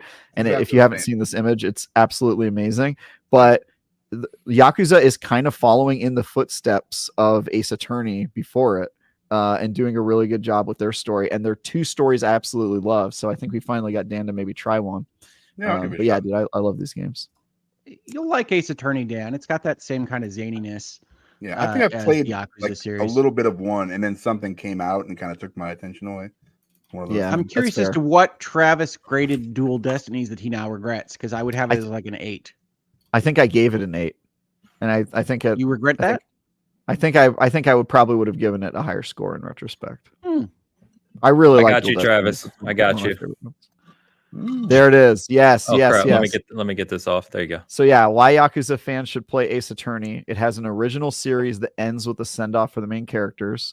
Then it has a sequel series. Yeah. Then it has a sequel series that introduces new lead, quickly reintroduces older, wiser original lead, and culminates in a game where they are dual protagonists. The original creator leaves the studio or franchise during the series. They also both have a spin-off series with different lead and new investigation gameplay elements. Although on the Ace Attorney side, the sequel was never localized, which really hurts me. You have to play a fan translation for the sequel on that one. And then finally, they both have a spin-off set in the late 1800s with either ancestors or likeness of the main characters. Crazy, man. Which is nuts. Yeah, this is a crazy image. Well, shout out to my buddy Simon at IGN who posted this. No, I like that. It's cheating a little bit with the judgments in the corner there, since they're not formally the Yakuza series. Same universe. Oh, that's true. It's the same universe. Well, they don't follow on with like that. So that you use that for your investigation point, but then you go back to Ichiban is the guy that connects with Kiryu. It's fine. It's fine. I'm just that's also that's a stolen base right there. That's also true in the Edgeworth game as well, though. Because it's using a character from the main one, and then it does connect back to the main story too. If you haven't played the Miles Edgeworth investigation games, I literally don't know the Edgeworth games. Oh, they're so good. I mean, the investigation mechanic is weird, and I understand why the games weren't popular enough to ever be localized, or at least the sequel. But I love them so much. They're great. All great games. Nice. All right. Ace Attorney, more Ace Attorney to come with Dan's opinions. Stay tuned. I want more Ace Attorney. I gotta believe they're bringing this thing back. It may be 3 years before I finish Yakuza, to be fair, because this thing is huge. That's true. That's true. Yeah. He'll play it 3 times for sure. Butterball 8. No, I'm gonna be rooting for the 49ers. I'm sorry, Butterball. Go Chiefs. Yeah, we got Hogue. Woo! I don't think you guys understand what the Chiefs win is tied to. You guys understand. You do not. So, if you knew, you might be rooting for the Chiefs. Just telling you, if you like Dan a little bit. Nobody else but you would be rooting for the Chiefs with that outcome. I'm not on board, Taylor Swift is a psyop or anything, but Travis Kelce was driving me absolutely nuts in the AFC Championship game. Like, he was maximum 1980s villain douchebag. Yeah. So I'm off the Chiefs train. I don't hear Hogue say that word ever. No. That was great. Yeah, that's I like awesome. Yeah, I think there's you have a hard time saying that Purdy is at that level for sure. Mr. Irrelevant, guys. My team at work asked me who I'm rooting for given San Francisco and Kansas City, and I said, look, I born in San Francisco, 49ers fan my whole life. Now I've lived in Kansas City for 12, 13 years. I'm kind of good either way. It'd be cool to see the 49ers win. Yeah, it's a win-win because if the 49ers win, that's awesome. They get their 6th title. They get revenge for 3 years ago, et cetera. Purdy and Right. Was it 4 years ago? Yeah, 4 years ago. 2020. And that's awesome. If the Chiefs win, it's kind of cool just because they would literally be at that spot where they're making history, right? And I don't know, it's just cool to see guys like that go nuts at times. I don't know. Go Niners! Bang bang. Yeah. For the record, I think the Chiefs will win, but I will be rooting. I don't think they'll win. I have to say my heart is saying Niners, but my head does say the Chiefs are probably going to win this. But you know, don't sleep on them. The Niners surprise you, man. That's all I'm saying. Faithful. The universe usually hates me, so the Chiefs will for sure lose. All I say about the 49ers is when you're up in the third quarter, stop celebrating, because that's what happened last time. And acting like winners. Yeah. All right, moving on. Eleanor. Member comment. I had lots of fun, quote unquote fun today. Glad that you guys are back. Really missed you last week. Thanks, Eleanor. Thanks, comment every week. While. Always awesome engagement. Thank you so much. Mm-hmm. Okay. So we haven't even talked about the state of play yet, guys, which Hogue oh my God. was extremely high on. So yeah. I'm gonna do my best. I didn't know we had more. Yeah. So the state of play. So a couple of things here jumped out at me. First of all, this was my favorite state of play that Sony's ever put up. And I gave it an A+ on social media. A number of people yelled at me. That's fine. That's social media. That's why you're there. But one thing I didn't realize when I said it was an A+ and that people got really upset about was that there were no Sony first-party games shown at this state of play. And I have to be honest with you, gentlemen, I didn't notice. And I think that speaks to me as much about how I feel about Sony's first-party output. Like I just don't miss it. I don't need, another Last of Us. I don't need another leaning between crevices. That did sound funny.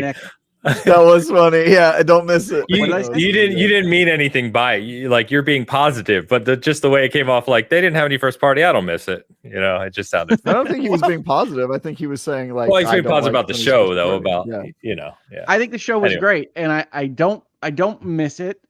And that was surprising to me because I do understand people to come in and say, how could you like a show that doesn't have anything from their first party? And to me, I just didn't care. But you show, you tell me that I'm going to get a state of play for Rebirth, which is almost certainly going to have a demo drop. And I get really excited about that. You show me the best Kojima trailer in maybe a decade. And I know you're not a Kojima fan, Ains. And I understand people. Me? I love the guy. What are you talking about? I understand people that don't love that style, but that Death Stranding 2 trailer was, as the kids say, fire. What's it called? Back to the that beach? In a couple years, buddy. Sound like an 80s. Oh, I'm sorry. It is lit. Lit. No, still old. It is the bomb. Wow, you're getting worse. Yeah, it's radical. You gotta do that one. Yeah. God, dude.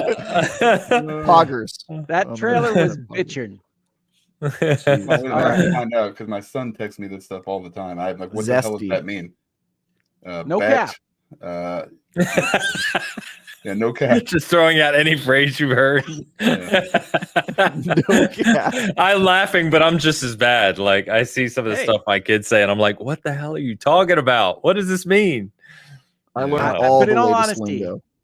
In all honesty, I thought that state of play had really interesting things that were new and different. I'm not as excited about some of them as other people are. I don't think Rise of the Ronin is made for me, for instance, but it looked interesting to try. I don't think Stellar Blade is made for me, but I think we can still look at a show and say those games aren't necessarily for me and say that they were interesting things to put on. And unlike the last state of play that started with the guy walking down the hill that I hated, this one was really, really interesting. And I enjoyed almost everything that they had to show. I think that the Xbox show and now the state of play were very strong. I'm looking forward to Nintendo's next show, but nice. That's my opinion. I didn't even notice that there were no Sony first party games until I got the comments back on my tweet. So what do you all think? I'll say with Hogue because I'm mostly in agreement with him. I don't care about Rise of Ronin. I'm really sick of those types of games. I don't need another one. I don't need more I'm a samurai with a sword games. I really don't. And I also, as you guys know, though I appreciate the story of Death Stranding, I think that game was extremely boring. And I think Death Stranding 2 might be boring as well. So guys, you know how much I disagree with Travis, but that might be his worst take in his entire life. Why? It's a boring game. Because Death Stranding is not boring. And in fact, Death Stranding, people make fun of it because of some of the imagery you see in the trailers and boring. Yeah, nice. People make fun of it from some of the stuff that's in the trailers, but it is probably by the end credits, the story from Hideo Kojima that makes the most sense. That is the most vetted. That is I don't have a problem with the story. Just to be clear, I think the story's good. I just didn't like playing it. To me, it was boring to play. I had the gameplay was a chore. The story was the reward. I think that Death Stranding works because it's so hard to traverse those areas and you feel like you've earned it when you've made it to these spots. And I think that's part of the feeling that the game evokes. Is that fun? No, it's quote unquote fun. It's engaging. Did you just say it's very challenging to overcome and then gratifying? Because I can direct you to other games that are that way. Oh, man. I've played a lot of games, Zanes. I was joking about the From games, Souls games. Yeah, same FromSoft. Yeah. To me, it's just that I didn't think the story was worth the squeeze of having to sit through the game. The playing the game part is what offended me. I think the story was great, and I will play the sequel. I will. If it is anything like the first one, I will have qualms. This is one of the guitar Mad Max Joker Troy Baker. You gotta play for. This is typical cliche from the brilliant genius.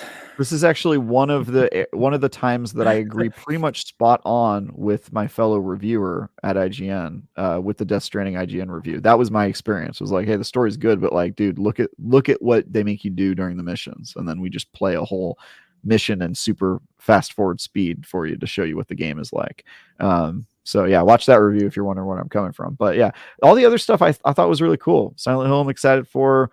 I'm interested in the what was it called? Zenless Zone Zero or Zen? Am I getting that right? Yes, Triple Z. Yes, Triple Z. Yeah, that one looked cool. Yeah, there was a new Sonic thing. Yeah, Sonic X Shadow Generations coming this fall. Yeah. Yes. I think a lot of it was really good. I also do not like Until Dawn. That game really bothered me. So I really like Until Dawn, but it's a little bit close to the Last of Us remaster, which is that already looked great. I'm not sure it needed a full-on remastering. They said they got a new score. I'm not sure that's a great idea for a remaster project. I don't know why you need a new Isn't it a remake? Is it a remake? Or a remaster? I mean, I think it's remade in terms of it being ground up, but it's not a remake like Final Fantasy. It's designed to be the same game. Yeah.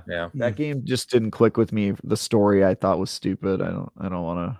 It was silly, but I mean, I like those games are just goofy. They're goofy fun. What's weird is I like all the other games they've made. I like all of the Dark. What is it? The Dark Pictures anthology. Until Dawn is much better than the Dark Pictures anthology.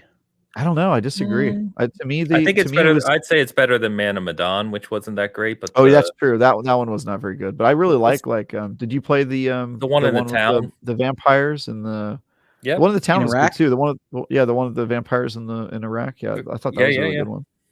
Yeah. I don't hate any of them. I'm the only one I think that like Rise of the Ronin. Like that's. Oh no, I'm interested in it. Yeah, I'm interested in it. I know you said like this is. I've had enough of those. I want more of those. Oh God! Listen, I know it doesn't push the envelope on creativity. I don't care. Yes, I love it because then Assassin's Creed Red is in production apparently. So we're gonna have more of that. Give me more. I'm a big fan of this. Yeah, man. Whole Japanese culture. I love feudal systems. Ghost of Tsushima too. It's coming more too. Feudalism, please. Love that stuff. Yeah. So yeah, everything else. I have Jin sitting right there next to me. He's amazing. So Death Stranding, I think it looks like it might be a little bit more actiony, maybe get a little bit more Troy Baker. I think the trailer in Death Stranding 2 was deliberately designed to say you're going to shoot some more stuff in this game. Yeah, I love Death Stranding. I mean, I had a really good time with it. I think I gave it like a 9. You reviewed it for us. Yeah. It was super, and yeah, you're right. That was the only Kojima game I ever played through and actually understood the story at the end. I was like, okay, this actually makes sense. It's not, I mean, it doesn't make sense, but I understand it. I mean, I can't say that with most Kojima games. So, I'm excited for a new one. We'll see how they do. Wasn't expecting one. There it is. Yeah, the art of Death Stranding. Hey, let me ask you this question real quick before we go a little bit further, just for future reference. What is our moratorium on spoilers? Like, how old does the game have to be where we can freely hear the four of us and the chat talk about a game without having to worry about, oh, you're spoiling stuff? Because I remember saying you're not allowed to spoil anything with a pending sequel. Well, I think maybe they break sequels like 20 years later now. What if we've all played it? I would say maybe you're not allowed to spoil anything that not all four of us haven't played that we intend to. Well, no, but I think Dan's more thinking about the audience. Yeah. Like audience. Like if it's there's people listening. I'll be honest. I do the show as if we don't have commenters or viewers. Yeah. I'm just hanging out with you guys. Are you guys have been recording it this whole time? Oh my god, dude! I've said some indictable shit. Like, my god, dude, this is not good. It's hard to talk about some of this stuff without, even like a year or two out. I mean, I don't care. I think it is a good question, Dan, because I don't think there's a clear answer, but I'd like to hear from chat. Like, put your thoughts on that if you want to, because I don't really know. Chat, tell us what you think the more if a year, 2 years, Or I think at the very least, if we feel it's borderline, year, 2 years, 3 years, whatever it is, we can at least say, hey, we're about to say this. Let people maybe fast forward a bit or, know that it's coming. Yeah. So I think I spoiled something. I think I can't remember who it was for. It was Red Dead Redemption 2. And I said something about the main character. It's like, hey, that's kind of spoiler. I'm like, listen, the game's been out for like 5 years. If you haven't played it yet, then tough. That's kind of the way I look at it. But I would never also spoil something probably 6 months out, because people have jobs and, they have stuff to do. Maybe even a year, I would say it's fine. Unless you're tuning in specifically for a spoiler cast, this is something I thought about going forward. I was going to say something about Death Stranding, but I'm like, yeah, save that one. You won't hear me talk about Death Stranding or BB or Higgs or Cliff or anything else that happens in that game. Yeah, save that one for people who are going to play the sequel. Sure, because it's a good point. I'm sure there are people who are now going to play the first one, right, to prepare for the second. So because they saw Troy Baker, they're like, well, now I got to play the first one. Have you seen that guy's hats? I have to play that first one now. Mm-hmm. I'm with you, Dan. I'm not super hyped on Rise of Ronin, but I'm interested in it. I know a lot of people are. Stellar Blade. It's not my type of game, but there's people I know that are hyped for it. So. It looks fun, but I don't. What do you guys think of Dave the Diver meets Godzilla? That's awesome. Awesome. I haven't played Dave the Diver, so I don't know how it fits. Play it, bro. Dave the Diver is great. It is the infinite wealth of indie likes. It's true. Nice. Oh. Nice. I also hear, and Travis, I don't remember how long you say in your review, but Pompa was playing it, saying it's longer than he thought it would be. It is pretty long. It's like 25 hours. It's hella long. 25 hours. 25. Wow. Okay. Yeah, I wouldn't have expected that. Silent Hill, I'm obviously in. Short message is out now, which is what? So I played the short message. Yeah.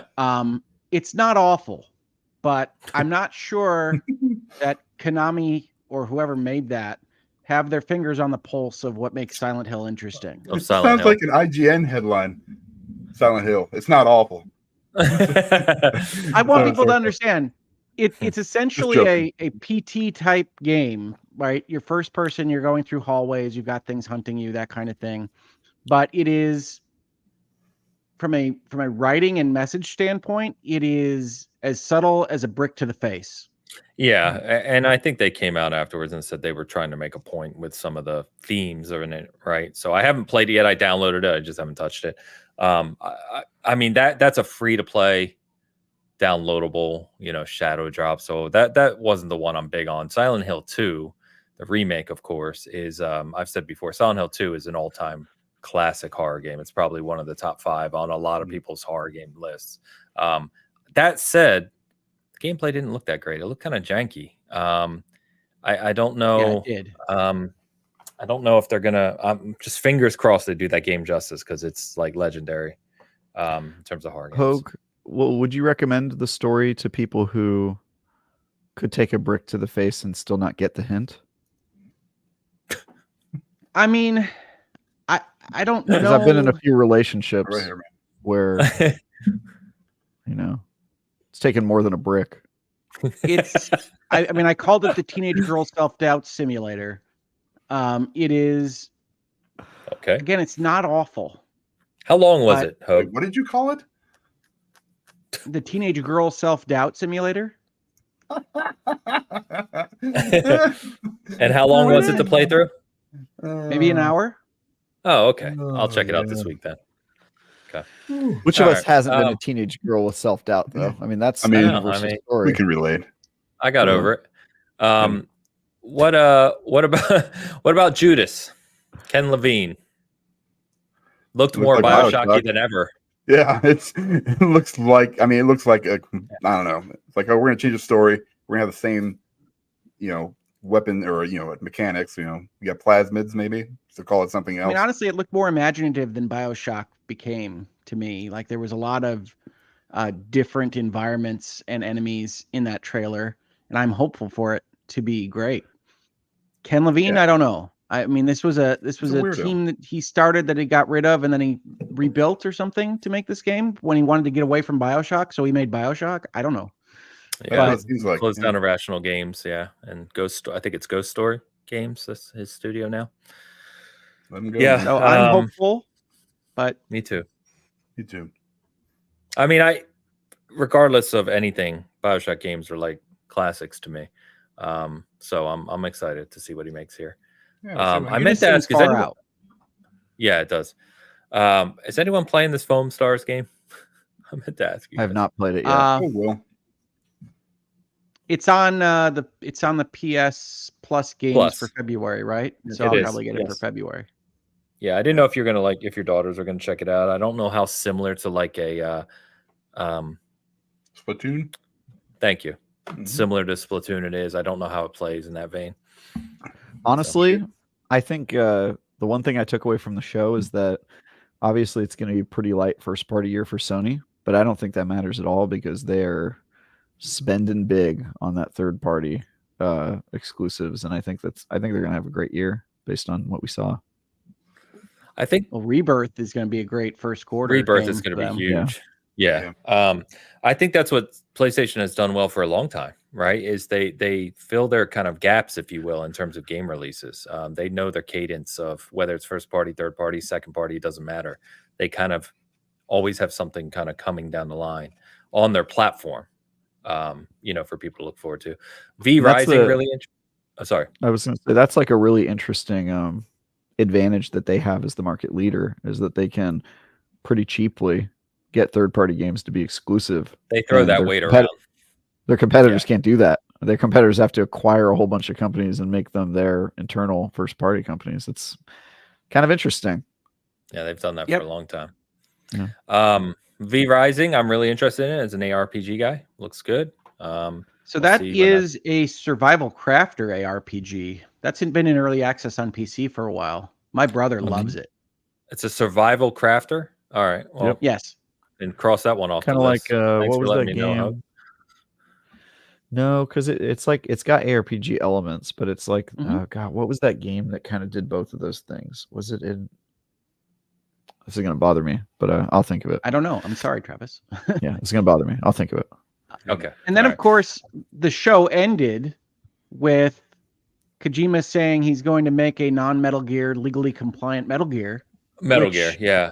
Is going to be decades from now or whatever, but what a great piece of news to know from a big fan of Metal Gear, right? So I really like how they presented that. I think it's too early. Did you really? But it's I think that was nice to hear because it's good to know that Hideo Kojima is going to be making something like that in the future, and I think that it was a nice microphone drop ending for that show.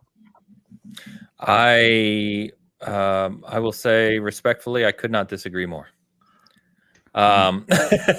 So that's why I'm surprised to hear that. I think we've talked a lot on this show around talking about things that are not even started production, and just getting years and years ahead of yourself with announcements. And I thought Silent Hill 2, Death Stranding 2 makes a lot of sense. You show a big trailer, the fans of that game like you guys are hyped about it. Obviously, that's awesome. That's coming out soon. I mean, the fact that it missed this year was actually the announcement there. That's why they had to do such a great trailer. Yeah. So I think that's fantastic. I mean, that's great. But then following it up and saying, I'm going to get back to creating, as you've rightly said, Metal Gear Solid that doesn't have the Metal Gear license, whatever it ends up being. My plan is to start production on this after Death Stranding 2 releases, which doesn't even have a hard release date this year. And remember, it's freaking February. That could come out the end of 2025 for all we know. Death Stranding 2. I'm not saying sit up in your bed and think about it and get hyped for a game that doesn't have a name yet. You aren't? I think it's nice wasting to know a that couple Hideo Kojima nights is going that direction. I don't know. I think talking about a project that is possibly nearly 2 years from even starting is ridiculous. I don't think that that's something we need to be doing in the industry where delays and everything else and things change. We've seen all kinds of chaos with game releases. If we're now announcing games that are literally just an idea, I don't know. I'm not a fan of it. Everyone does it, and I don't think it's a good practice. I'm a big fan of tell me about it. It's a special circumstance. The Metal Gear series is a gaming classic. It got cut off in midstream to some extent, and saying the creator of that genre of game is going to go back to it in the next decade is still useful information.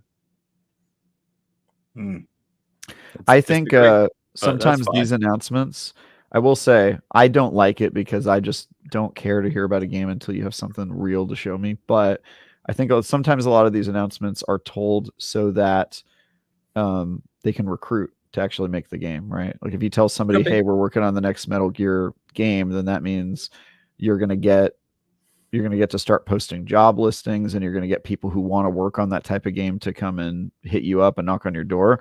And I think that can be useful from an industry perspective. At least for me, I don't know if it's very useful for like a consumer perspective, which, as you guys know, is my tilt. I'm focusing on regular folks. Yeah, I felt the same way about that as I did, just to be clear, about the OD announcement, the Xbox show that took way too much of that show. Like, you're not showing me anything. You're just standing there. But I don't think they wasted a lot of our time with you're making a Metal Gear, huh? Yeah. If the game shows up by 2030, maybe. Okay. I mean, that's just crazy. 2030 is pretty aggressive. Yeah. Exactly. That's my point. Like, what are we even talking about? They're hiring. But, I mean, to Hope's point, it's like a literally 20-second blurb at the end of the show. It really didn't really amount to much. That was not 20 seconds, but okay. I mean, well, no, it was a we are. It was a very part. expensive we are hiring sign. That's the way I'm interpreting it, and I'm okay with that. Well, and it's Kojima, so that the things like the pan out to the studio could be more, right? I mean, like that could be something that they had done with Columbia and could be hinting to the direction they want to go. I mean, he's already saying things about it being a movie and a game at the same time. Who knows? Same thing he said for 20 years now. Yeah. Right. And he's continued to advance. Tell me he hasn't been saying that forever. Come on. We're going to blend movies and games. Yeah, but I mean, it can still be a fun idea. But he's continued to advance that. Quantum Break was pretty cool. Well, I think Alan Wake 2 is a better representation of that than Quantum Break. Quantum Break, the walls are a little high between the game and the show, but yeah. But that is a blending of, yeah. So Death Stranding. I think it's important and fun for people to know that that's what Kojima is going to be working on eventually. And I'm not, Jeff, I'm not out there saying Kojima is the only person that's ever made a game and he's the only one worth talking about. I just tend to like his output. You're a little simpy. Little simp hogue. That's all I'm saying. Simp hogue. A little bit of a Kojima simp over there. I thought I knew what that word meant, and now I'm not sure. I wonder what kind of sneakers Hogue's wearing right now. You know what I mean? Yeah. Yeah. I am shoeless. Are you actually? Do you take off your shoes when you enter the house? Let's get a show of hands. Who doesn't wear shoes in the house? I don't. Asian wear shoes fiance. in the house. Oh wow, all of us. Okay, surprised. What? Who wears shoes in the house? Normally walk around in shoes in their house? Oh yeah, dude. I know people that are hard against it. You ask them to take off your shoes when they come into your house, and they're like, "Dude, really? You're gonna make me take off your shoes?" And I'm like, "Well, we have next week's poll, I guess." So. Oh, dude, that would be a great poll. That's a great poll. Do you take off your shoes when you go into the house? Yeah. I mean, yeah. What a show, everybody. What a show. There's a whole Curb Your Enthusiasm episode about this where Larry David doesn't want to take off his shoes. So he asked him, he's like, is really? Elmo involved? That was awesome. I wish. That was a great clip. You guys gotta watch It comes back this week. Watch Curb Your Enthusiasm and understand how I am the way I am. That's all you need to know. It's great. You think you're Larry David? I have his exact personality, unfortunately. You know how they say it's a gift and a curse? Just a curse, this one, unfortunately. And on that note, let's see. We got one more comment and super chat to get to before we wrap things up here. And make Bitcast a 3-hour show is winning yet again. Of course it is. Member comment from Shoosh. Hot dog is a candy corn of sandwiches. I mean, hot dogs are good. Hot dogs are good. I like give hot you that. dogs. Yeah. Perfect. Hot dogs are great. They're great sandwiches. Have you guys? Great candy. Had like a gray papaya hot dog from New York City? I mean, I don't know. A what papaya? This place? It's called Gray Papaya. No, on my list. I haven't been to New York in a long time, man. You're foolish. Really? You like 3 times.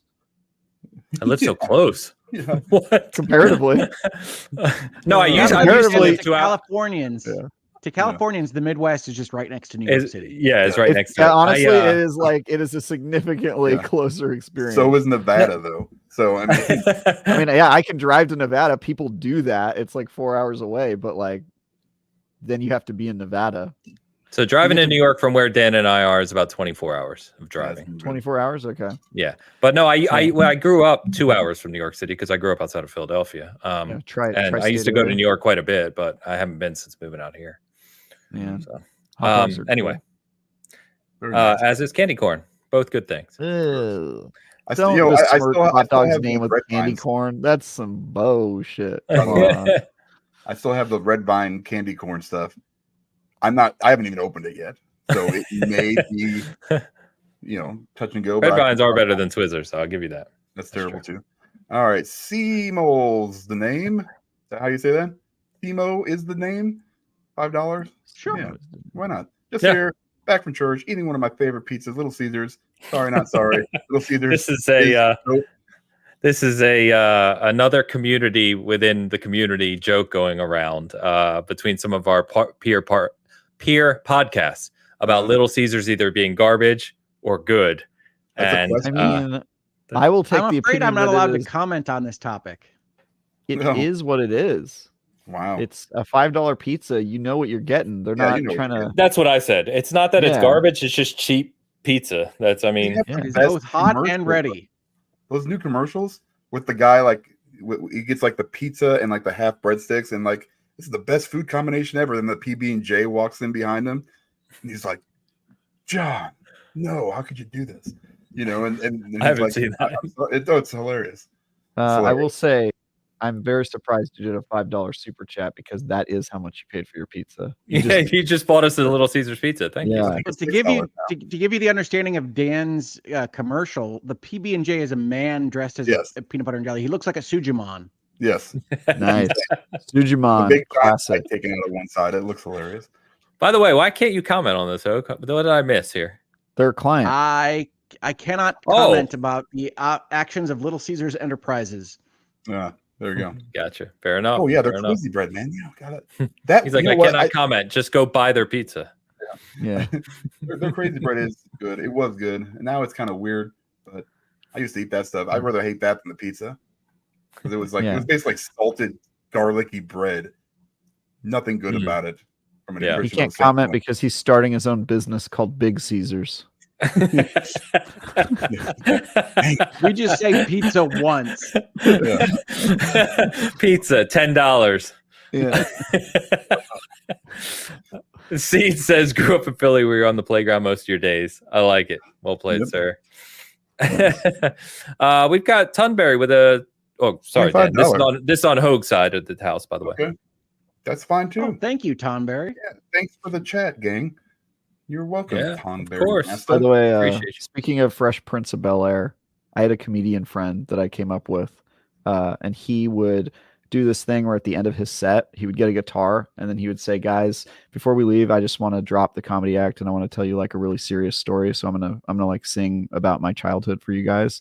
And then he would just play the acoustic guitar and he would sing like a slow down version of the Fresh Prince of Bel-Air. and it would take like 15, 20 seconds for the audience to realize this was just the Fresh Prince theme. And they'd go, God damn it. I think of that every time I think of Fresh Prince now. That's great. Tom Berry, thank you for that. And then Jeremy Morton. Jeremy Morton with a $20 super chat. 3-hour Bitcast. Travis is starving. I'm starving too. Aren't we all? Yeah. I might go get some Little Caesars. I'm starving. Jeremy, thank you so much. You guys are very generous today. And Seeds, you're out of your mind, dude, but I appreciate you, brother. Gifting 20 season gaming membership. Get it. Damn. Thanks, Seeds. That's a lot of Travis, another one. We got one last week. Nah, some good people got memberships just now. Thank you so much, Seeds, man. Appreciate you, brother. Thank you. And then you guys are crazy today. I'm trying to close it out. We keep coming in. WTF AATP. Whoa. That's too much for me. $2. Just a heads up, times are hard. Pizza is $6 now. Okay, that's crazy. That's asking a little much for a little. We used to have a country. Yeah. We used to be a country. My favorite one that I've seen of "we used to have a country" is somebody saying that as soon as we stopped putting gargoyles on our buildings, they're like, "We used to have a country, man. We took those gargoyles off. That's when we really." I'm like, "Damn, that's a good point." That's very fair. Yeah.